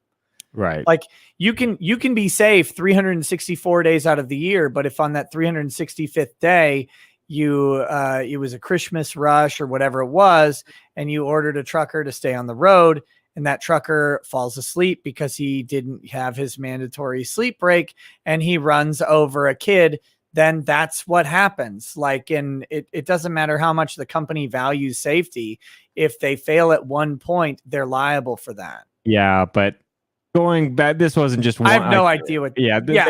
This driver was there for a long time. He should have never been a driver for them to begin with. Actually, it was a really sad situation. We had a client who was really, really, really, really hurt. Yeah, I mean, that's just kind of the gist of it. I mean, I'm not going to get into, Prime as a company. I can just tell you from that one case, that was kind of the gist. I don't even know who Prime is. They're the largest or second largest privately held trucking company. And, it's just, it is what it is. I don't want to say, in case I get another case against them, I don't want to say too much on stream. Yeah. You've already said but too much. check out that video. Everything, that was put in. I mean, everything that was in there was put into evidence in court, so it's, that's public record. So. Michael Janoski, thank you for the donation. There's no message attached. No one important says, did you get my Twitter DM about Nux Taku flexing on a certain DBZ voice actor, wreck their con line numbers, etc.? I saw something, but I haven't watched what you sent me. I was very busy today. Sorry. Joshua Sanabria says, first anime I ever saw was Little Nemo Adventures in Slumberland. No idea it was the animes. I watch them like I watch Looney Tunes. Stephen F says, on your question of where Jacob Bellington / PR firm money is coming from, he's apparently police. His department funds it, auto deduct from regular pay. A cop doesn't make enough money to do that. I don't know that he's police. He's got a lot of weird charges and stuff. I'm going to look into it. Trucker Rob says, if I get into a wreck, I want Tom to represent the other party. Got to respect the grift. Stephen F says, typical for police departments to require their officers to deal with one law firm. Firm is paid with small fraction of officers' pay every month. DPD does this. Jackson Kai says, I had a paramedic friend. He had 101 jokes about dead bodies and injuries from orgies. Don't put stuff in your butt. There you go. Ria Banerjee, welcome to Lawyer Status. Thank you for joining the channel. Versi says, just before turning the stream on, I was having a rage prayer about why should I even keep trying? I keep failing. I turned the stream on. You're talking about just the topic I was praying about. Thanks, Nick and Tom. Hey, there you go. Blackwing02 says, do either of you have any thoughts on the unholy coupling of the ADL and PayPal to help prevent funding extremist groups? Yeah, mine is simple. Don't censor and don't waste time doing this stuff. Like, just be neutral to everybody who wants. No one thinks that PayPal is like funding extremism, in my opinion. No one thinks like, because some people say something about the Jews or whatever that PayPal endorses that content, in my opinion. But this is coming as someone who PayPal has canceled, by the way. So there you go. I don't know. Did you have any thoughts on that? I have no thoughts because I don't even know. Honestly, I'm not up to date with that. I have no idea what's happening. I don't even know. Like I know PayPal. Who the hell's the ADL? The Anti-Defamation League. It's a pro-Jewish sort of anti-discrimination versus Jews. It's a Jewish advocacy group. That's the easiest way. But it's like the big one. It's like the biggest one. Okay, Blackwing02. Wait, I read that one. Eldon Bainling says, hey, Tom, can you say Team No Balls Rocks? Thanks. Team No Balls Rocks. Okay, there you go. Fan Advocacy Network says, Tom, present your best lawyer argument to convince Nick to get stepped on live on stream at the next Anime Matsuri. Nick, My argument is the following. It will generate lots of views, which will then in turn turn into lots of dollars in your pocket. I offer you $5 as settlement to resolve this dispute. Okay. Done. There we go. It's done. Jackson Guy says, since I can't buy a computer now, going to point out Jared Polis was with boyfriend for 17 years and 2 kids before just getting married this year. Okay. I don't know who Jared Polis is. Wolfgang Deo says, go hard the first time and you will only need anal reconstructive surgery once. That's horrifying. And then there's just a couple more. Federal unemployment tax says in Trump voice, Attorney Tom, how many receptacles on the Federal Unemployment Tax Act? 2 or 0? It's a beautiful act. It's a wonderful act, but we need to know how many receptacles there need to be. Any answer to that, Tom? I've no answer. I've no answer. I don't even Tom, know. have you heard about the Malaysian government seizing $6 million worth of Bitcoin equipment and then destroying it? I saw that video. It's hilarious. So incompetent, the IRS at least auctions. What a waste. What a waste of stuff. Like, let's steamroll it. It's like, why don't you just sell it? Kool-Aid Man says, oh yeah. So Nick, with my latest amputee fetish, I found a legless woman that agreed to use her fake legs as oars in a boat floating in my pitcher. She tosses on a raincoat and talks about the hurricane while I'm banging 2 one-legged women, which counts as 1. Okay, thank you, Kool-Aid Man. Federal unemployment tax says Joe Biden created the 1994 crime bill, which destroyed the criminal justice system. Absolutely terrible. Joe wanted all the blacks in jail so they could be used for prison labor, like workers that are for free, kind of like slavery. Reminds me of that. Like the Southern Democrats, Joe wants criminal reform, pardon the blacks, and drug users.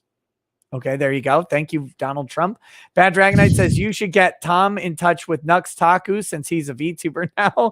And Anonymous, the final one says, please post a link to this GoFundMe.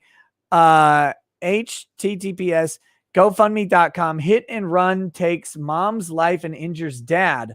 My cousin and his wife were hit and run at a crosswalk Sunday night. Oh my God, she died. He hasn't awakened yet. $2 medical and funeral expenses. Well, let me put that in the chat. That is a horrifying It sucks. thing, man. I don't know how to. I put it in the chat so the mods can also send that. If you guys want to check that out. That is an awful story. Sorry to hear that. Well, on that bright and sad note, I guess let's go ahead and end the show. You stayed here way too long.